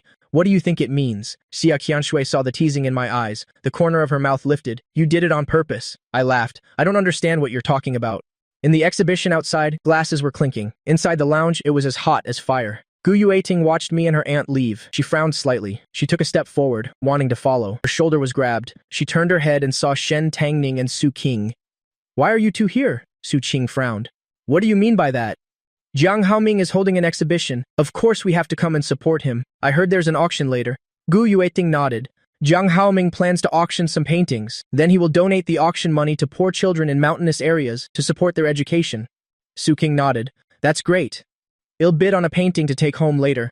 Shen Tangning's eyes constantly scanned the exhibition hall, not paying attention to their conversation. When she couldn't see me, she turned to look at Gu Yueting. "Where's Jiang Haoming?" Speaking of this, Gu Yueting frowned. "He and my aunt went in that direction." Shen Tangning frowned. "Your aunt?" Su Qing was also a little surprised. "You mean Xia Qianshui?" Gu Yueting nodded. Then she voiced her suspicion. "I don't know how Jiang Haoming knows my aunt." Shen Tangning also didn't understand, but Su Qing figured it out first. "Isn't it simple? It must be because of investment." Both women looked over. Seeing this, Su Qing felt inexplicably guilty. She touched her nose. She didn't understand. The one who likes Jiang Haoming is Shen Tangning, not her. Why should she feel guilty? Seeing that Shen Tangning had no reaction at all, and that both were waiting for her to explain, Su Qing suppressed her guilt and said, "I've heard before that the investors for Jiang Haoming's exhibition are all partners of Xia Qianshui, plus those paintings." Su Qing pointed to the paintings surrounded by people. "Aren't those the ones Xia Qianshui bought at a previous auction? To be able to place them here, Jiang Haoming must have asked for permission. Just based on your relationship, Xia Qianshui could not give face, so it's normal for Jiang Haoming to give her special treatment. After all, she is the sponsor." This sentence later reached my ears. So I used this line to tease Xia Qianshui and got beaten up by Xia Qianshui a few times. When the second half of the auction began, Xia Qianshui and I went our separate ways. I went on stage and said a few words, then let the host preside over the auction. Most of the artwork sold for a good price. I had contacted a charity organization beforehand and donated all the money on the spot. This action immediately elevated the exhibition. Also, for various other reasons, the media praised me to the top of the search rankings, attracting a lot of discussion and love from fans. It's worth mentioning that the Starry Sky painting named Southern Dream was bought by Xia Qianshui for a high price. During the auction, Gu Yueting unexpectedly liked this painting too, so she also bid a few times. She even sent a private message to her aunt, asking her to give it to her. Unfortunately, how could Xia Qianshui let a painting with her own signature be bought by someone else? I wasn't surprised by this result at all. After all, Xia Qianshui is that kind of person, self-centered and highly possessive. The exhibition ended. I had just gotten home when I received a message from Xia Qianshui. "Break off the engagement with Gu Yueting. The good stuff is still yet to come. This bit of possessiveness is nothing. What I want is not that simple. Xia Qianshui doesn't know it yet." After sending me the message, Xia Qianshui was extremely excited. After not getting a reply for a long time, she frowned. Then she thought of something. "I've been busy with the exhibition for the past few days. I must be very tired. Perhaps I'm already asleep." So she didn't mind it anymore. After thinking it through, Xia Qianshui started to get busy with work. It wasn't until she finished the work at hand that she realized several days had passed. I still hadn't replied to her. In a flash, it was mid-June. My wedding day with Gu Yueting was approaching. Xia Qianshui looked at her previous message, which had sunk without a trace, and frowned slightly. A few days ago, she took the opportunity to go home and happened to run into her brother. He didn't seem sad about the engagement being broken off at all. On the contrary, his face was full of happiness about his daughter getting married. Cracked the pencil and Xia Qianshui's hand broke. She remembered when she was leaving, her brother had said, "Your niece is getting married soon. You should hurry up too. Last time I went to a party, I saw a few eligible young men who weren't bad. I'll show you their pictures." Xia Qianshui stared at the floor-to-ceiling window not far away, her eyes narrowing. So Jiang Haoming didn't break off the engagement at all. Not only did he not break it off, but he's also about to get married. Thinking of this, Xia Qianshui's face darkened. So what was all that between him and me before? Xia Qianshui tilted her head and looked at the painting hanging in her office, starting to recall every little moment she spent with me. Could it be that she was just being sentimental on her own all along? When the assistant knocked and entered, his breathing became much lighter. The boss's mood has been extremely low recently. He didn't dare to say much, but the assistant thought she must have had a fight with Mr. Jiang. But that day when she returned from Mr. Jiang's exhibition, the boss was clearly in a spring breeze, as bright as a flower. It's only been a short while. Why has she turned into a frostbitten eggplant? The assistant placed the invitation on the boss's desk. Boss, this is the invitation your brother sent. He said he was walking nearby, so he wouldn't come up. After the assistant finished speaking, although he was a bit nervous, he couldn't help but glance at it. He remembered that the boss's brother was quite old. Why would he send an invitation? Could it be like before, tricking the boss into going on a blind date? As soon as he thought about the boss possibly going on a blind date, the assistant suddenly wasn't so scared anymore. If the boss had a fight with Mr. Jiang, it's very likely she'll go on a blind date this time. After all, girls are always trying to use other men to make their own man jealous. He was very familiar with this kind of plot. Xia Qianshui looked at the invitation on the table. The envelope was sealed with the character for happiness. Xia Qianshui had already guessed, but she felt it was impossible. With a dark expression, she opened the invitation. As expected, it was the wedding invitation for me and Gu Yueting. Seeing the boss after she opened the invitation, her expression was extremely ugly. The assistant suddenly became a little flustered. He knew the boss was angry. Not just angry, even. He peeked at it and saw it was a wedding invitation. And the groom's name was Zhang Haoming. Zhang Haoming? The assistant's eyes widened as he looked at his boss. Is it the Zhang Haoming that he knows? The assistant didn't understand. Isn't Mr. Zhang dating the boss? Why is he suddenly getting married? Moreover, the wedding invitation was sent by the boss's brother. The assistant guessed wildly while looking at his boss's face. Is it because the boss made him angry, so he decisively married someone else? The assistant's inner monologue was running wild.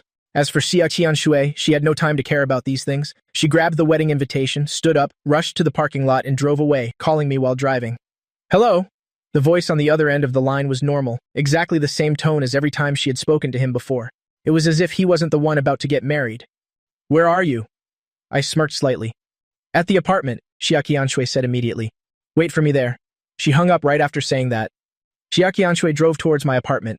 I have a few houses myself. I don't always live with my parents. Besides, the Gu family is definitely sending out invitations these days. After Xia Qianshui received the invitation, she would probably come looking for me, so I decided to stay out. In less than half an hour, Xia Qianshui arrived. I had just opened the door when my wrist was pulled. Then I was pushed against the back of the door. I told you to break off the engagement with Gu Yueting. Didn't you get the message? Xia Qianshui grabbed my wrist with one hand and held up the wedding invitation with the other. Is this what you give me after breaking off the engagement? Other than being startled at first, there was no trace of fear in my eyes. Looking at the woman in front of me, whose eyes were red with anger, a smile appeared on my face. This engagement isn't easy to break. We've been engaged for so long. If I break it off right after I get back, so you just listen and obediently marry Gu Yueting? Xia Qianshui felt like she was about to go crazy with anger. What kind of ridiculous reason is this? Not easy to break the engagement? It's just an engagement. What's so hard about breaking it? Before I went abroad, Gu Yueting's father was already unhappy. Now if I break off the engagement right after returning, how angry would he be? I said nonchalantly, taking the path of least resistance, completely unafraid of Xia Qianshui. Xia Qianshui felt like her lungs were about to explode. This man, in every way, had the appearance she liked the most. Especially that small mouth. She had even tasted it before. Soft. She liked it a lot. But now, that very mouth she liked was uttering words that could make her explode. If it's not convenient for you to say it, then let me say it. I quickly pulled her back. Don't. I don't want to hear any rumors. Xia Qianshui finally realized the problem. She calmed down, her eyes staring at me. Leaning in, Zhang Haoming, do you want to break off the engagement? I wiped the smile from my face, looked at Xia Qianshui, and said nothing. The two of them looked at each other in silence for a long time. Xia Qianshui nodded and laughed coldly. I understand.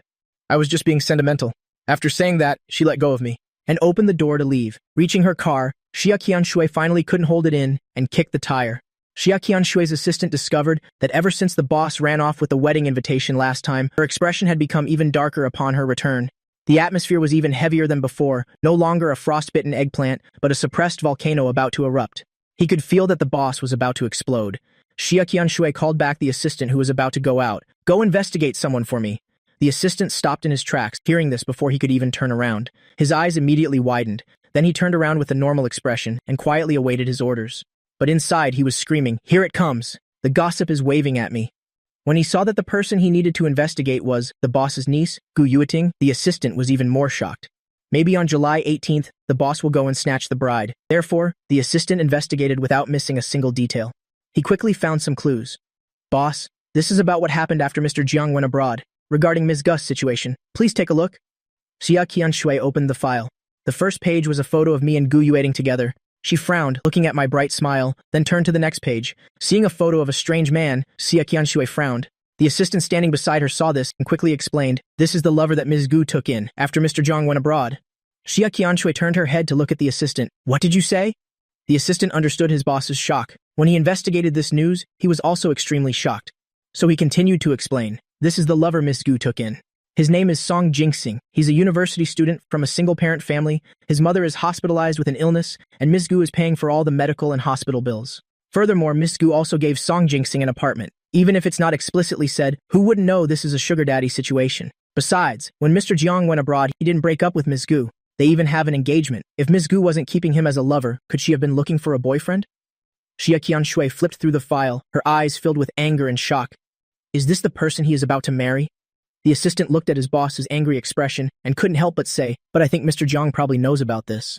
Xia Qianshui tilted her head again to look at her assistant. The assistant endured the discomfort of being stared at and explained, "Mr. Jiang is so smart. After he returned from abroad, whether it was holding an exhibition or anything else, it was all to find you, boss, not to find Ms. Gu. That shows he isn't too attached to Ms. Gu, but they are fiancés, and their relationship in college was so good." The assistant wiped the sweat from his forehead, bowed his head and continued, "That shows there's a rift between Mr. Jiang and Ms. Gu. Besides, at the last exhibition, you saw it too, boss. Ms. Gu was always very deferential to Mr. Jiang. Even when treated coldly, she wasn't angry at all. It looked like she was trying to atone for something." Seeing that his boss's expression had improved, the assistant secretly breathed a sigh of relief. Actually, he also wanted to say, he felt that I approached the boss. Most likely because I knew Ms. Gu was keeping another man, so I was intentionally seeking revenge, and his boss was just a tool I used for revenge against Ms. Gu. Unfortunately, he didn't dare to say this out loud. Did the boss think of it? He didn't know and didn't want to know. Xia Qianshui looked at the file in her hands and frowned. After a long silence, she put the file away, only taking out a few photos. In the photo, Gu Yueting was comforting Song Jingxing in front of a hospital room. Gu Yueting was taking Song Jingxing shopping. Gu Yueting took Song Jingxing to meet friends. There was also a photo of Gu Yueting and Song Jingxing returning to the apartment together. Every photo showed that their relationship was anything but normal. Xia Qianshui gave the photos to her assistant. "Send them to him anonymously." The assistant was stunned, took them, and asked a question. "Send them to Mr. Jiang?" Xia Qianshui leaned back in her chair and nodded. Then she closed her eyes. She thought to herself, "I'll give him one more chance. If he breaks off the engagement with Gu Yueting this time, then all the other things, whether they happened or not, she could let them all go." The assistant complied, hurrying off to do it. I was at home trying on a wedding suit when I received an anonymous package. I raised an eyebrow slightly. Shen Tangning stood beside me, watching the man she loved wear a suit for someone else. Her heart felt like it was bleeding. When she saw the anonymous package, Shen Tangning frowned. Worried it might be something bad, she told me to step back a little, so she could open it herself. When she saw the photos inside, Shen Tangning's frown deepened. I stood, at a distance, watching Shen Tangning's unhappy expression, but I was no longer as tense as before. It probably wasn't anything dangerous. So I walked over. "What is it?" Shen Tangning closed the package, not wanting to let me see. "It's better if you don't look." I frowned, brushed her hand away, and opened the package myself. Then I saw all the photos inside. Shen Tangning watched as Zhang Haoming, wearing the suit, sat on the sofa, looking at the photos one by one, her heart aching. She came and squatted in front of me. "Don't look anymore." I pulled one from the middle and handed it to Shen Tangning. When Shen Tangning saw it, her eyes immediately filled with panic. She looked at me hurriedly. In that photo, Gu Yueting took Song Jingxing and Shen Tangning to a gathering. Shen Tangning was looking at Song Jingxing, smiling very happily.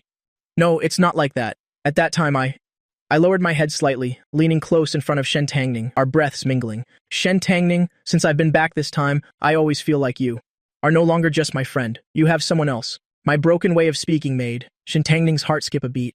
She hurriedly tried to defend herself. "No, I'm still yours, I don't have." I shook my head, indicating I didn't want to hear anymore. "You should go home. You don't need to try on clothes with me anymore." A sentence as light as a cloud seemed to have pushed Shen Tangning into hell. She stood frozen on the spot. "Zhang Haoming." I turned my face away, not looking at her anymore. "Please, leave me alone." Shen Tangning had no other choice but to get up and leave. Before she left, she added one more thing. "If you need me, then call me. No matter what I'm doing, I'll come right away." After a moment's thought, Shen Tangning added another sentence. "In my heart, no one can replace you or take your place." After trampling on someone, Shen Tangning left. It's just that after she got back, she kept staring at her phone, just waiting for me to call her. On my end, as soon as Shen Tangning left, I returned to normal. Looking at the photos in my hand, I wondered who sent them. Song Jinxing, or the rich young ladies I had offended before? Or Xia Qianshui? The employee from the bridal shop brought in another suit. Mr. Jiang, please take a look at this one. I looked up at the employee. I'll try it on. After trying it on, the effect was indeed very good. I was quite satisfied. The employee next to me saw this and also began to praise it. Mr. Jiang, this suit suits you very well. Last month when it was just finished, the designer said this suit is very picky. An ordinary person can't pull it off. You look great in it, Mr. Jiang. It's as if it were tailor-made for you. The employee praised it for a long time before saying something else. This suit hasn't been sold yet. Mr. Jiang, you could buy the rights from the designer. That way it would be one of a kind. I looked at the employee with an appreciative gaze, then asked, does it have a matching wedding dress? The employee nodded. Yes, it does. I brought it too. Let me go get it for you to see. The wedding dress was white, with a flower made of pearls on the chest, very unique and beautiful. The employee saw the satisfaction in the customer's eyes and quickly said, but the girl from earlier is a bit thin. This dress might be a little loose, needs some alterations, but we can get it done very quickly. I shook my head. No need. This is the one. The employee's lips twitched, wondering if he should try to persuade me further. After all, if it doesn't look good on the day, it might become his responsibility. Besides, the groom in front of him was so handsome, how could he bear to let such a handsome man have a less than perfect wedding? Just as he was about to open his mouth, I spoke first. It's not for her. No alterations needed. The employee stood stunned, still unable to react, when he heard another sentence. Oh, right. Your company is handling all the wedding planning this time, right? Yes. Then you will be in charge of my wedding. I will talk to your person in charge. The employee was stunned. He had never been in charge of a wedding by himself before. Was this a promotion? My words naturally had an effect. Very quickly, this employee, who is Chu Wan, became the person in charge of planning my wedding. Chu Wan thought, a handsome man must have an absolutely amazing wedding, so he poured all his heart and soul into the wedding venue. Rich people don't lack money, just make it as perfect as possible, as luxurious as possible. So Chu Wan went all out at the venue. When someone came to tell him he had to go for the bride's fitting, he only arranged for 1 or 2 people to go. He didn't go himself. It wasn't until later that he reacted. Chu Wan wondered, could it be that the bride didn't like the wedding dress that Mr. Jiang had chosen? After the person who went for the fitting came back, Chu Wan specifically asked which dress the bride had chosen. Learning that the bride had chosen a high-end dark blue one, although Chu Wan felt some regret, he also felt it was suitable, so he didn't think about it anymore. On the wedding day, I sent a message to Xia Qianshui in advance. Xia Qianshui looked at the wedding dress on the table and the message I had sent and smashed everything she could in the office. The assistant standing beside her watched in horror. He thought to himself, could it be that the boss has offended Mr. Jiang? Otherwise, why would he send her a wedding dress and also instruct her that she must attend? Xia Qianshui looked at the assistant. Those photos, are you sure you sent them? The assistant nodded. I'm sure. The first time it was sent, Mr. Jiang didn't react at all. After that, he even found a delivery person. He specifically showed him a photo of Mr. Jiang to deliver it directly into the other party's hands. He only left after watching the other party sign for it and open it. So Mr. Jiang must have seen it. Regarding this, the assistant was even more certain. Mr. Jiang definitely knew beforehand. Seeing his boss's furious expression, the assistant couldn't help but ask, so boss, are you going to this wedding? Xia Qianshui tilted her head and looked over. Going. Why wouldn't I go? Doesn't he hope we'll go? The assistant nodded. Understood. He'll go make some arrangements then. He'll push back the schedule a bit. The wedding day. Chu Wan was very nervous. She looked at the groom in front of her. She couldn't help but take a breath. Although she had met him before, she was still stunned today. Everything is ready. In a moment, you'll follow me. We'll enter the hall first. Chu Wan gently instructed me. Then she listened to the activity in her earpiece. She led me to the banquet hall door to wait. Chu Wan looked at the time. She communicated through her earpiece. The groom is about to enter. 3.2.1. The doors opened and I slowly walked towards the center of the banquet hall. My feet moved to the rhythm of the background music. Ahead there was also a little girl scattering flowers. As I walked, I heard the system murmuring in my mind. Host, what if the male lead comes? Does the host really want to marry the male lead? If you really get married? I stopped in the center of the hall. I tilted my head slightly, just in time to see Xia Qianshui sitting to my right. And Xia Qianshui was wearing the white dress I had sent over myself. Very beautiful. I smirked slightly, smiling. I don't know who it was. Who was stunned by the groom's looks first? They gasped. A few people gathered together, and the sound became a little loud. The assistant sitting next to his boss also widened his eyes. Although he had met Mr. Jiang before, he was still stunned. The assistant couldn't help but look a few more times. Then he felt something was wrong. He leaned close to his boss's side and whispered, CEO Xia, your clothes and Mr. Jiang's. They seem to be a set look. The assistant remembered that the clothes his boss was wearing were sent by me. Xia Qianshui was stunned. Hearing these words, she carefully examined my suit again. It really did seem to be a set with her dress. The pearls corresponded with each other. The floral patterns also corresponded. It was like a set. The assistant didn't quite understand. He spoke with confusion. Could it be that Mr. Jiang brought the wrong one? Xia Qianshui looked up at me on the stage. The wrong one? She didn't believe I would do something like that. to say it wasn't intentional. Xia Qianshui didn't believe that either, but Xia Qianshui also didn't know what my purpose was. Xia Qianshui looked up and stared at me on the stage. I smiled, standing there gently and freely. I didn't seem to feel anything was wrong. Seeing that she didn't have any particular reaction, what on earth does he want to do? Standing at the door, after seeing the groom enter, Chuan bent down, preparing to follow inside. Her gaze swept past, and she saw a woman sitting nearby. Her eyes widened. What attracted her, of course, wasn't the woman, but the wedding dress she was wearing. Isn't that wedding dress? The one that matches the groom's suit? Chuan was stunned for a moment. She recalled my smile from the day we chose the dress. Then she remembered just now the appearance of the bride, Gu Yueting, whom she had met. She couldn't help but start to imagine. Can't be what she's thinking, can it? Scaring herself. Chuan then heard a voice in her earpiece. The bride can come on stage now. Let the bride come on stage. Chuan turned her head to look towards the hall entrance. She had a bad feeling. As expected, the door remained closed, because the bride, Gu Yueting, did not appear. The guests gradually started to murmur. Chuan looked at me with some worry, only to see me standing there smiling, seemingly unaffected at all. Chuan's heart beat faster and faster, until she heard a shout in her earpiece. The bride has disappeared. Chuan, on the contrary, let out a sigh of relief. She ordered in a low voice, go find her. Father and Mother Gu saw that Gu Yueting still hadn't appeared. They frowned. Mother Gu stood up, looked worriedly in that direction, and asked Father Gu, still not coming out? Father Gu also frowned, but he remained firmly seated. It's probably part of the plan. Hearing that, Mother Gu didn't relax much. She kept staring in that direction, staring intently at that door. Her expression revealed tension and unease. Her complexion became a little ugly. The gazes directed towards the Gu family were not very friendly. Father Gu gave an appeasing smile. He hurriedly called his sister Xia Qianshui over. Go backstage and see why Gu Yueting hasn't come out yet. Xia Qianshui also found it strange. She glanced at me, then nodded, and walked towards the backstage area. As soon as she left the hall, she heard the staff outside discussing. The bride ran away. How could this happen? I don't know, there's no one in the dressing room. Weren't they engaged for a long time? Why would she run away? I don't know, it's my first time seeing a runaway bride. Poor Mr. Jiang. Xia Qianshui frowned. She turned and went to the dressing room. Indeed, there was no one inside. She hurriedly called Gu Yueting. No one answered for a long time. The assistant also followed her over. Boss, what should we do now? Xia Qianshui frowned and continued to call Gu Yueting. In the hall, the guests were all getting restless, whispering amongst themselves. This is a runaway bride. Seems so. I see everyone looking for the bride. This isn't even a business marriage. Why would she do something like this? The Gu family is so shameless. If she didn't want to get married, couldn't she have just said so beforehand? Exactly. Making that family's boy lose face here. The Jiang family is so unlucky to have run into the Gu family. I heard the murmurs. I saw that the time was almost right.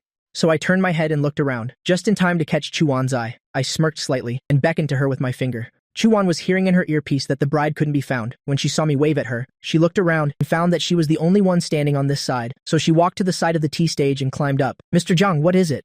I smiled gently. Change the bride. Chuan's eyes widened. I patted her shoulder. You remember? The owner of that outfit? Change it to her. Chuan was stunned for 2 seconds. Hearing all the pitying words from Mr. Jiang around her, she frowned and nodded at me. She turned and walked towards the dressing room. She remembered that she had just seen that person go in that direction. While walking, she spoke into her earpiece, telling someone to stop Miss Xia. Su Qing looked at this chaotic scene. Her brows furrowed tightly. She looked at Shen Tangning beside her. What do you think Gu Yueting is doing? Isn't this just embarrassing, Jiang Haoming? Shen Tangning shook her head expressionlessly. I don't know. Feeling that the atmosphere of the person next to her was a bit strange, Su Qing leaned in and whispered a question. You didn't pull some trick, did you? Shen Tangning glanced at her and said nothing. Su Qing slapped her thigh. Feeling the gazes from around them, she put her hand down. Feeling the gazes of everyone around looking over, she lowered her voice again. What did you do? Shen Tangning shook her head. I just told her the news about Song Jingxing's mother, that her condition is critical, that's all. How she chooses is her business. Xia Qianshui was about to return to the banquet hall. When she was stopped by someone, she frowned slightly. The assistant also hurriedly spoke up. What are you doing? That staff member was also a bit stunned. He hurriedly said, Mom, please wait a moment, just wait for 2 minutes. Seeing this, the assistant felt something was wrong. He prepared to rush out. At this very moment, Chuan rushed over and stood in front of Xia Qianshui. Mom, do you know that the clothes you're wearing are the matching wedding dress for the groom's suit? Chuan asked hurriedly. Xia Qianshui was stunned. She had indeed guessed it before. But why was this? Chuan continued. So you are today's bride. The assistant was dumbfounded. Weren't they here to attend a wedding? How did it turn into them getting married? Xia Qianshui looked at Chuan. Did Jiang Haoming tell you to come? Chuan nodded. Mr. Jiang said the person wearing this outfit is today's bride. Mom, how about this? You go to the waiting area first. My makeup artist will do a little touch-up for you. Also, do you have any photos? Can you give me a few? I'll replace them. The assistant reacted. He hurriedly stepped forward, in front of his boss. I have them. I'll send them to you. Chuan pulled someone over. Send them to him. Then she looked at Xia Qianshui. Ma'am, let's go over there. We have to enter the hall soon. Xia Qianshui felt like she was in a dream. Her feet unconsciously followed Chuan over. Standing at the entrance to the hall, Xia Qianshui still felt it was unreal. She tilted her head and saw Chuan beside her, giving orders into an earpiece. Just then, she saw the other person turn their head. Mom, what is your name? I need to change the name. Xia Qianshui took a business card from her bag and gave it to her, and said, by the way, later, you can leave your business card with my assistant. In the future, if I have clients who want to get married, I can refer them all to you. When Chuan heard this, she felt a lot of money flying towards her. She smiled at the other person. Miss Xia, get ready. We're about to enter the hall. With that, Chuan looked at the door. All right, get ready. Bride enters. 3, 2, 1, go. The large doors opened. Xia Qianshui was still a little dazed. She took a deep breath, feeling more nervous now than for anything she had ever done before. Almost as soon as the door opened, everyone's eyes turned back. Everyone was a little surprised. Didn't they say the bride ran away? Xia Qianshui saw me turning my head to look over too. She saw a bit of cunning in my smiling eyes. She couldn't help but smile. Then she walked over. Old Master Xia was already fidgety. Because his granddaughter was getting married, he had called all his relatives and friends to come. After all, he wasn't sure he could wait until his own daughter got married, so he could only take the opportunity of his granddaughter's wedding to celebrate a little, invite some more relatives and friends to make it more lively. But as a result, the wedding had already begun, and that granddaughter of his still hadn't appeared. No matter what the issue was, she shouldn't just leave that family's boy here. Old Master Xia was a little disappointed in his son and daughter-in-law. He felt they didn't know how to raise their child. Just as he was about to tell everyone to go home, he was called back. First, uncle, isn't that Qianshui? Yes, great-grandpa, how did youngest aunt become the bride? That's right. Isn't Gu Yueting getting married today? As they were wondering, they turned to confirm the LED screen at the venue, and discovered it said, Welcome, distinguished guests, to the wedding of Xia Qianshui and Jiang Haoming. Old Master Xia thought he had misheard. He craned his neck and asked, What's that, kids? Who did you say is getting married? First, uncle, it's Qianshui. Look, isn't that Qianshui standing on the stage? Yes, great-grandpa, it's youngest aunt. Old Master Xia turned his head to look. Although he was old, his eyes were very sharp. With one glance, he saw the person standing there waiting. The bride was his own daughter. The old master was overjoyed. Xia ha, my daughter is getting married today. Nobody leave, eat and drink your fill. The younger generations looked at each other. Their expressions weren't very good. One look and you could tell there was a problem with this wedding, changing the bride at the last minute. No matter how you look at it, this is strange. Unfortunately, the old master was too happy. They didn't dare to object. After all, if the old master wasn't in charge of the Xia family, then Xia Qianshui was. There was nothing they could do. It was better to just celebrate lively. So as soon as the old master finished speaking, a crowd of people hurriedly said, Congratulations, congratulations! Finally getting married, the two of you look so well matched. Truly a talented man and a beautiful woman. Yes, that's right. Very well matched, very well matched. The old master was very happy. His smile reached his ears. Xia ha. Well matched, well matched. This old man has never in his life thought there would be a day like this. Everyone, eat to your heart's content. Drink to your heart's content. Tonight, this old man will treat you kids to karaoke. Oh no. The young niece next to him quickly said, Great-grandpa, it's KTV. The old master nodded. Right, it's KTV. I'll treat you all to KTV. Mother Gu looked at the people on stage and frowned. How did it become Qianshui? Isn't it Gu Yueting? As she spoke, she turned to look at the introduction display next to them, and found that the photos had all been changed to Xia Qianshui's. Mother Gu hurriedly looked at Father Gu. What is going on? Father Gu frowned, but remained as steady as Mount Tai. Just as he was about to say nonsense, a staff member came over from the other side. Excuse me, you two. You may need to change seats. This is the seating area for the bride and groom's family. As the staff member spoke, he pointed behind him. Old Master Xia was already being helped over. Mother Gu called out mournfully, Dad, what mess are you getting into now? Old Master Xia glared at her. Still talking about making a mess? You're clearly the ones making a mess. Go on now, go on. Don't get in the way of me talking to my in-laws. After speaking, Old Master Xia walked up to my parents. Father-in-law, mother-in-law, I am Xia Qianshui's father, Xia de Hua. First time meeting, I look forward to your guidance. My parents were also confused, but their good upbringing prevented them from being cold to others. They also extended their hands to greet Old Master Xia. Old Master Xia was very naturally friendly. After sitting down, he waved his hand. Sit, everyone, sit. Let's sit and talk. The in-laws will have to go on stage later. Father Gu and Mother Gu were led to sit in the relatives section. Father Gu looked at Mother Gu with a dark face. Call that girl. Tell her to come back quickly. If she still doesn't come back, her husband will be gone. On the other side, the wedding proceeded normally. Over here, the relatives from the Xia family, looking at Father and Mother Gus' livid faces, couldn't help but laugh and taunt. Yo, little brother, why didn't your Gu come? Doesn't she know she's getting married today? Father Gu watched them mock him in all sorts of ways right to his face. He was both angry and worried. Now his son-in-law was about to become his brother-in-law. He was about to become the most awkward person here. Father Gu couldn't help but resent me. If he hadn't suddenly changed the bride, he and the Gu family wouldn't have fallen into such an awkward situation. The men beside him secretly glanced at each other. They had been fighting for half their lives. How could they not know what Father Gu was thinking? They couldn't help but taunt him again. Some people are just selfish, can't manage their own daughter well, but instead want to push the blame onto others. So disgusting. Who in this circle doesn't know that before Mr. Jiang returned, Gu Yueting had already brought someone before us? I've met him several times. He looks very stingy and miserly. I don't know what Sister Gu Yueting likes about him, but since Gu Yueting suddenly ran away today, it's probably related to him. You don't need to worry about Gu Yueting's marriage. Maybe in a few days, Gu Yueting will bring him to your door. Then you'll have a good son-in-law. Father Gus's face turned pale. He looked blankly at Mother Gu. Weren't our daughter and Jiang Haoming in a relationship based on free love? Why did another man appear? Mother Gu had only one expression from beginning to end. Hearing this, she also frowned. Her face darkened, and she said nothing. On the other side, my mother stepped onto the stage. She held out her arm for me to take, smiling. My mother didn't immediately lead me towards the bride, but looked at me. If you don't like it, you don't have to get married. You don't need to worry about the other things. Mom will handle it. I know. For a mother who only knows how to research cells, to be able to say such words is not easy at all. Previously, when the two families discussed the wedding, it was always my dad who discussed the details. Mom would just listen from the side. She hardly said anything. Today, besides the Jiang family relatives, there were also my mother's colleagues and leaders from the laboratory. If I didn't get married because the bride ran away, then my parents would definitely be affected. Mom, it's not that I don't like her. Look at the clothes she's wearing. They were originally a set with mine. Hearing this, my mother looked towards Xia Qianshui, who was standing not far away. She felt that she was a dignified person. Plus, what old Master Xia had said earlier about a few things regarding Xia Qianshui's upbringing, she actually had some admiration for Xia Qianshui. But her own son could not suffer a loss. If you like her, then get married. But if she doesn't treat you well, don't you endure it. Our family doesn't need to read other people's faces. I smiled, the corners of my eyes a little moist. I really can't stand it when people are good to me. Yes, only then did my mother lead me step by step towards the woman standing not far away. When we got closer, my mother looked at Xia Qianshui. Treat my son well, otherwise I won't let you off. Xia Qianshui had a solemn expression. Mother, I will treat him well.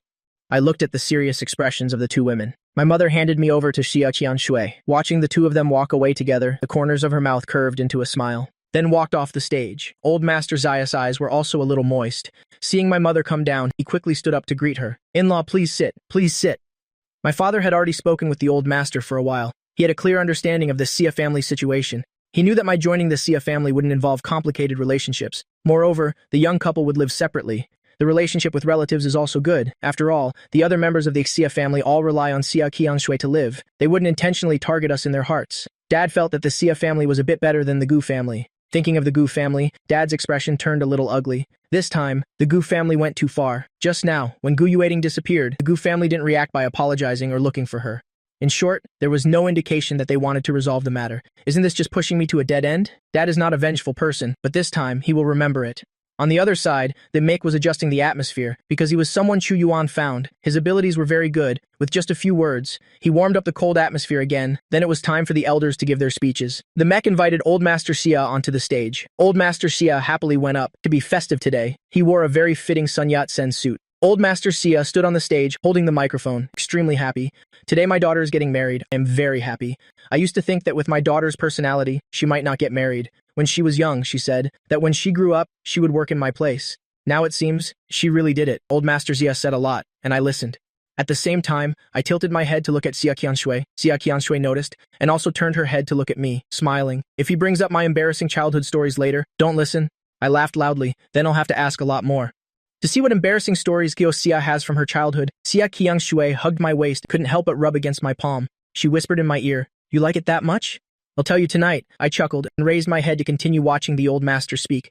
The old master didn't speak for too long and started to conclude his speech. Today, my daughter is getting married. On this happy occasion, I'd also like to make an announcement. I will give 10% of the shares under my name to my son-in-law, Jiang Haoming. As soon as these words were spoken, everyone who knew the situation exploded. On the other side, the Messi told us to exchange rings. Su King looked at Shen Tangning's pale face and didn't dare to speak. Shen Tangning stared intently at the two people on stage. If it were Gu Yueting, she could still understand it and could force herself to reluctantly accept it. But this person was not Gu Yueting, but a Xia Qianshui who came out of nowhere. Su King sighed, watching her sister get a taste of her own medicine. She couldn't help but feel regretful. Su King thought for a moment and finally spoke. Why don't you tell Gu Yueting to come back? At least this wedding won't be able to proceed, otherwise the ceremony will be over soon. Shen Tangning frowned. How could she not have thought of that? But if she told Gu Yueting to come back now, what would Jiang Haoming do? She couldn't push Jiang Haoming into an awkward position time and time again, so Shen Tangning did nothing. As for Gu Yueting, it's fine if she comes back, and it's fine if she doesn't, Shen Tangning thought. The other party must already be on Jiang Haoming's blacklist. After all, I am still Jiang Haoming's good friend. Su King saw that Shen Tangning was silent and said another sentence. It's just a wedding ceremony. They haven't registered the marriage yet. There's still a chance for this matter. You don't have to worry too much. When Shen Tangning heard this, her expression softened a bit. It's true. They haven't registered their marriage yet? There's still a chance for this matter, but they didn't expect that. Gu Yueting had actually already returned. Unfortunately, she couldn't even get through the gate. Chu Yuan had thought about it ever since the bride was switched. If the original bride had a problem with her head and ran back, then today would truly be a farce. He wouldn't allow me to suffer this humiliation, and he wouldn't allow his own career to have this stain. So, he gathered many staff members to block the main gate. He showed them a photo of Gu Yueting and told them to block her. Don't let her in. Xia Qianshui's assistant was busy with them the whole time, hearing Chu Yuan say that Gu Yueting might come back. He hurriedly made a call and summoned a group of bodyguards. They blocked the main gate completely. Not even a fly could get in, let alone a person. When Gu Yueting rushed back, she was faced with several human walls. Frowning in her haste, she charged straight in. Please make way. I have something urgent. The human wall didn't budge. A manager spoke up. I'm sorry. No one is allowed to pass here. Gu Yueting didn't understand. She was in a hurry. What are you all doing? Did something happen inside? I'm sorry. A wedding is being held inside. No one is allowed to disturb it. Gu Yueting found it absurd. I am the bride. You won't let me in? How can they have a wedding inside? The bodyguard stared at her, not quite believing her. If you are the bride, why are you only arriving now? The wedding has already started. Gu Yueting sighed, looking at the dense human wall in front of her. She could only explain patiently. I had something to do, so I came out from inside. Please let me in first. Otherwise, the wedding won't be able to continue. The bodyguard was unmoved, not even glancing at her from the corner of his eye. Gu Yueting was anxious. She wanted to take out her phone to make a call, only to realize she had forgotten where she left her phone. In her hurry, she saw a person in uniform. That was the person who had brought her the formal dress earlier. She hurriedly called out, Hey, hello. Please tell them that I am. Tell them to let me in, please. That staff member looked over, glanced at the two human walls, then walked over. Gu Yueting was overjoyed, waiting for him to open his mouth and clarify with the bodyguards so she could go back. But as it turned out, the staff member walked over, took a look at the bodyguard situation, then pointed to a person in the human wall. Behind, go inside and help out. The bride and groom have started making their toasts. It's too busy inside. The person who was called came out. Only then did Gu Yueting see that behind the bodyguards, that human wall was made up of staff members. That person came out and looked towards the people blocking the way here. Thank you for your hard work. I'll bring some wedding candy out for you guys later. The head bodyguard nodded, then continued to block the door. Gu Yueting was shocked. What's wrong with you all? I am the bride. If I don't go in, how can the groom make the toasts? Xia Qianshui and I started making toasts when we got to Father Gu and Mother Gu's table. My smile faded a little. Mother Gu didn't stand up. Neither did Father Gu. Xia Qiangsh frowned slightly and called out, Brother? Father Gu snorted and ignored her. Mother Gu also sat there without moving. I didn't feel awkward either. I just smiled and waved at Chu Yuan. Chu Yuan saw it and quickly came over. He handed me 2 red envelopes and then took my wine glass. I smilingly placed the 2 red envelopes in front of them. Speaking of which, I should change how I address you today. This is a special red envelope for you, brother and sister-in-law. Please accept it. The people nearby looked at the thickness of the red envelopes and raised their eyebrows slightly. Could this be an attempt to curry favor? They immediately looked at me scrutinizingly. I straightened up. Xia Qianshui leaned in from the side, protecting me in her embrace. Seeing Father Gus' face darken directly with an indifferent expression, I chuckled. Brother, sister-in-law, you can open them and see. Perhaps you won't be so angry after you see what's inside. After speaking, Xia Qianshui and I turned to the other relatives. The others couldn't show such an attitude and offend people. They quickly stood up. Both sides chatted very happily. Father Gu heard my words and saw my natural expression. Fearing there was something fishy, he hurriedly opened the red envelope. Everyone at the table looked over. Although no one was short on money, the excitement was always very appealing. Just as Father Gu opened the red envelope, the contents spilled out. It all fell onto the tabletop, photo after photo. On them were all intimate photos of Gu Yueting and another man. They were immediately exposed before everyone's eyes. I don't know who screamed, which immediately attracted many people to look over. Anyone with sharp eyes could see those photos, their gazes towards father and mother.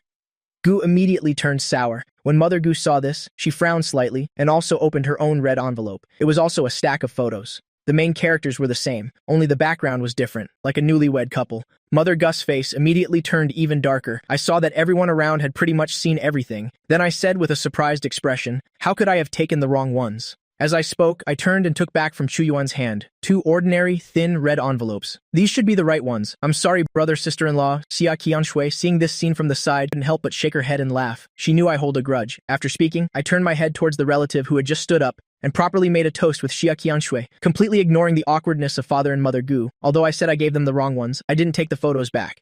We finished toasting this table, and as we were about to move to the next one, I happened to be next to Father Gu, so I leaned over and whispered a few words to him. Uncle? I gave Gu Yueting a chance, but she didn't cherish it. She abandoned me on our wedding day to find someone else. Please, pass on a message to her for me. Tell her not to appear in front of me again in the future. Father Gus' expression froze. He hurriedly gathered the photos on the table. Seeing the gazes of everyone around him, Father Gu quickly pulled Mother Gu and left. Mother Gu led Father Gu away. Immediately, the entire banquet became cheerful. After the banquet ended, Xia Qianshui and I said goodbye to both sets of parents in the parking lot. After watching them all get in their cars and leave, the 2 of us drove to Xia Qianshui's house. The assistant drove while marveling at his own abilities. During the wedding banquet, he was worried about the banquet on this side, while also having to quickly decorate the bridal chamber. The assistant thought, I just hope that when the boss comes back and sees it, she'll reward me with some money. I arrived at Xia Qianshui's residence, then said goodbye to the assistant. The 2 of us went home together. When I opened the door, my eyes lit up. At the entrance, there was a heart shape made of roses. The originally plain white wall was covered with double happiness characters. The living room lights were also changed to a warm yellow. The coffee table was full of wedding candy. I went into the room. After opening the bedroom door, I saw the wedding quilt on the bed and red balloons in the room. I couldn't help but laugh and turned my head to look at Xia Qianshui. Xia Qianshui took a look around and also raised her eyebrows. Then she picked me up from behind and placed me on the bed. Then she pressed down on me. Speak. When did you start planning this with me? I raised my eyebrows. What plan? Xia Qianshui played with my hair. What plan, you ask? Of course, the plan with this bride. I laughed loudly. I just wanted to make Gu Yueting uncomfortable. There was no plan. Who knew she would run away? I didn't expect this step either. Xia Qianshui's eyes looked at me without a trace of belief. Why did you choose me? I tilted my head, pretending to think seriously, and slowly said, I had originally considered someone else. Xia Qianshui tightened her grip on my waist, looking at me fiercely. No matter who you thought of, from today onwards, you can only think of me. No one else is allowed. I laughed loudly. My eyes were full of joy. Xia Qianshui also curled her lips into a smile, but she still couldn't help but make him promise her, Did you hear me? I nodded. I heard you. As for Gu Yueting, she stood at the door, borrowing a phone and pleading, but they wouldn't let her in. She was almost in despair. Just when she had lost all hope, she saw that bodyguard receive a phone call and then wave his hand. The human wall in front of her immediately dispersed. When Gu Yueting saw this, she hurriedly rushed in to the hall. Only then did she discover that the wedding was over. A staff member cleaning the scene saw her, thought she had dropped something and quickly asked, Miss, can I help you? Gu Yueting hurriedly asked him, Where's the wedding? The wedding is over. The staff member looked at the woman, who didn't even make it in time for the banquet. His eyes showed a hint of pity. Gu Yueting couldn't believe it was over. How could it be over without a bride? Was it cancelled? The staff member was stunned. There was a bride. The bride and groom finished the ceremony. After the toasts and the meal, everyone has gone home. But the bride was really beautiful. The groom was also very handsome. As expected, beautiful people look best together. Gu Yueting heard these words, felt that the wedding here wasn't hers and Zhang Haoming's. Otherwise, how could there be a bride? Thinking of something, Gu Yueting hurriedly went to the underground garage. Someone must still be here. Still in the garage. Sure enough, Su King was in the garage, consoling Shen Tengning. All right, Shen, don't be sad anymore. Your sister will go with you tonight. We won't go home until we're drunk. Let's go. I've already booked a private room. Shen Tengning leaned against the car door with her head down, saying nothing. Su King looked at this scene and suddenly felt it was unfair. A beautiful person is here being melancholic. What is an ordinary-looking person like her supposed to do? How about I introduce you to a boyfriend? Didn't they say the best way to get over a breakup is to start a new relationship? Let's go. I'll call some handsome guys for you. Shen Tengning suddenly stopped and looked up at Su King. What do you think they are doing now? Su King clapped her hands once, consummating the marriage. Of course, today could be. She stopped mid-sentence. She looked at Shen Tangning's dark face and hurriedly changed her words. Of course, they could also be discussing a contract, for example, Xia Qianshui telling Zhang Haoming to transfer shares to her, Zhang Haoming telling Xia Qianshui to be with him, pretending to be a couple for a while. After everyone has forgotten, the 2 of them will secretly divorce. Shen Tangning, who was bowing her head, looked up again. Are you telling the truth? Su King said hurriedly. That's how it always plays out on TV. Otherwise, how could Jiang Haoming just randomly pull someone to marry? What do you mean randomly pull someone to marry? Gu Yueting walked over, looking at her 2 friends. She frowned. I heard the wedding banquet is over. What happened? Did Jiang Haoming give the wedding banquet to someone else? Shen Tangning gave her a cold glance, then lowered her head again. Su King smiled awkwardly. No, that's not it. Although the wedding had a small incident, it went quite smoothly. Gu Yueting became more and more confused. How could it be smooth? I wasn't even there. Who did he marry? Shen Tangning laughed coldly. You know that you not being there put him in an awkward position? Gu Yueting? Is that something a human being would do? Gu Yueting was speechless. I had something urgent. Shen Tangning snorted coldly. Your urgent matter was Song Jingheng, right? Gu Yueting, you're really something? After speaking, Shen Tangning ignored Gu Yueting and got into her own car. Gu Yueting looked at Su King. What's wrong with her? Did she eat gunpowder? Su King patted Gu Yueting's shoulder. Gu Yueting, you really went too far this time, but well, you've been punished for it. After speaking, Su King also wanted to leave but was pulled back by Gu Yueting. Gu Yueting was very uneasy. Tell me clearly what exactly happened. Su King sighed. You ran away on the spot. Putting Jiang Haoming in an awkward position, he married someone else anyway. Go home and watch the news. The news should be out by now. The media was there today. Su King got into Shen Tangning's car and had just sat down when Shen Tangning stepped on the gas and sped off, completely ignoring Gu Yueting, who was stunned on the spot. Seeing this, Su King couldn't help but sigh softly.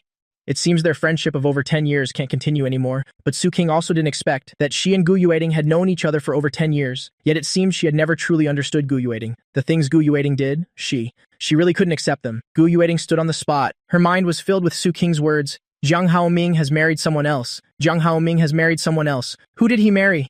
Today was clearly their wedding. Thinking of something, Gu Yueting hurriedly ran home.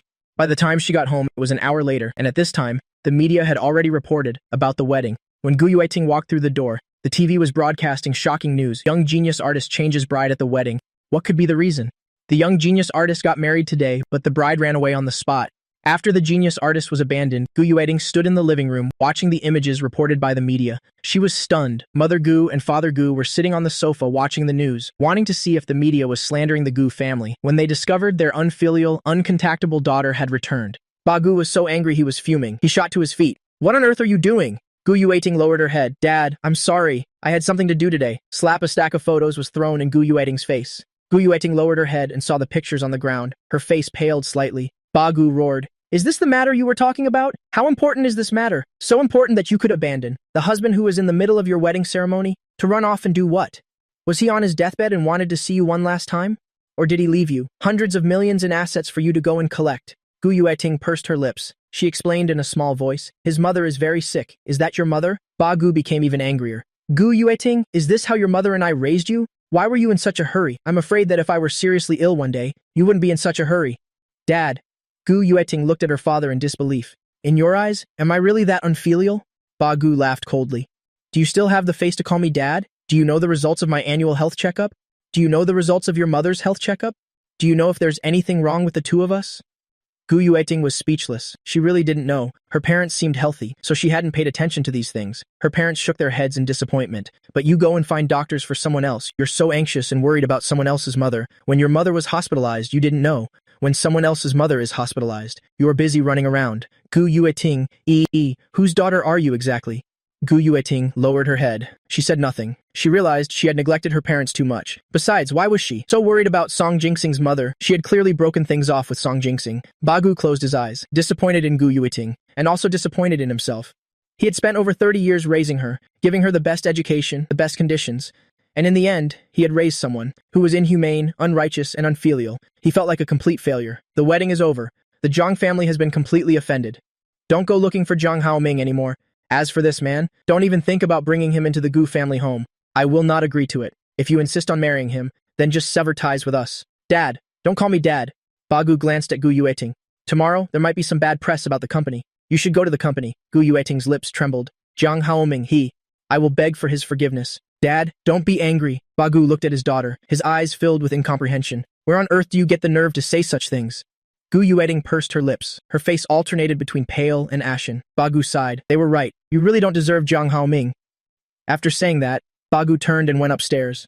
At this moment, Mi Gu also coughed dryly a few times. Then she looked at Gu Yueting. You've gone too far this time. Your parents didn't force you into this wedding. You were the one who wanted to get married, and this is how it turned out. When you were little, I told you, you must be a person of your word, the way you are now. Who would dare to do business with you in the future? Gu Yueting stood where she was, not knowing what to say. Mi Gu sighed. Well, just handle the company's affairs well for the next few days. As for that man, settle things with him. Mi Gu also went upstairs. Gu Yueting stood rooted to the spot. The TV was still broadcasting news about my wedding. A long time later, early the next morning. When Gu Yueting discovered the bride had been swapped for Xia Qianshui, she drove to Xia Qianshui's residence. Seeing the festive decorations outside the villa, Gu Yueting almost couldn't stop herself from rushing in, but she held back. Her upbringing wouldn't allow her to do that. She was also afraid that once inside she would see a scene she didn't want to see. Xia Qianshui came out first. From the looks of it, she was probably heading to work. But Gu Yueting could see that she was extremely happy. Auntie, what you did was not very appropriate. Xia Qianshui saw Gu Yueting and raised an eyebrow. I thought you'd run away from the wedding and never come back, so why? Gu Yueting suddenly grabbed Xia Qianshui by the collar. What right do you have to mock me? He's my boyfriend. He's my fiancé. He's my husband, Xia Qianshui smirked. You're wrong. He's my husband.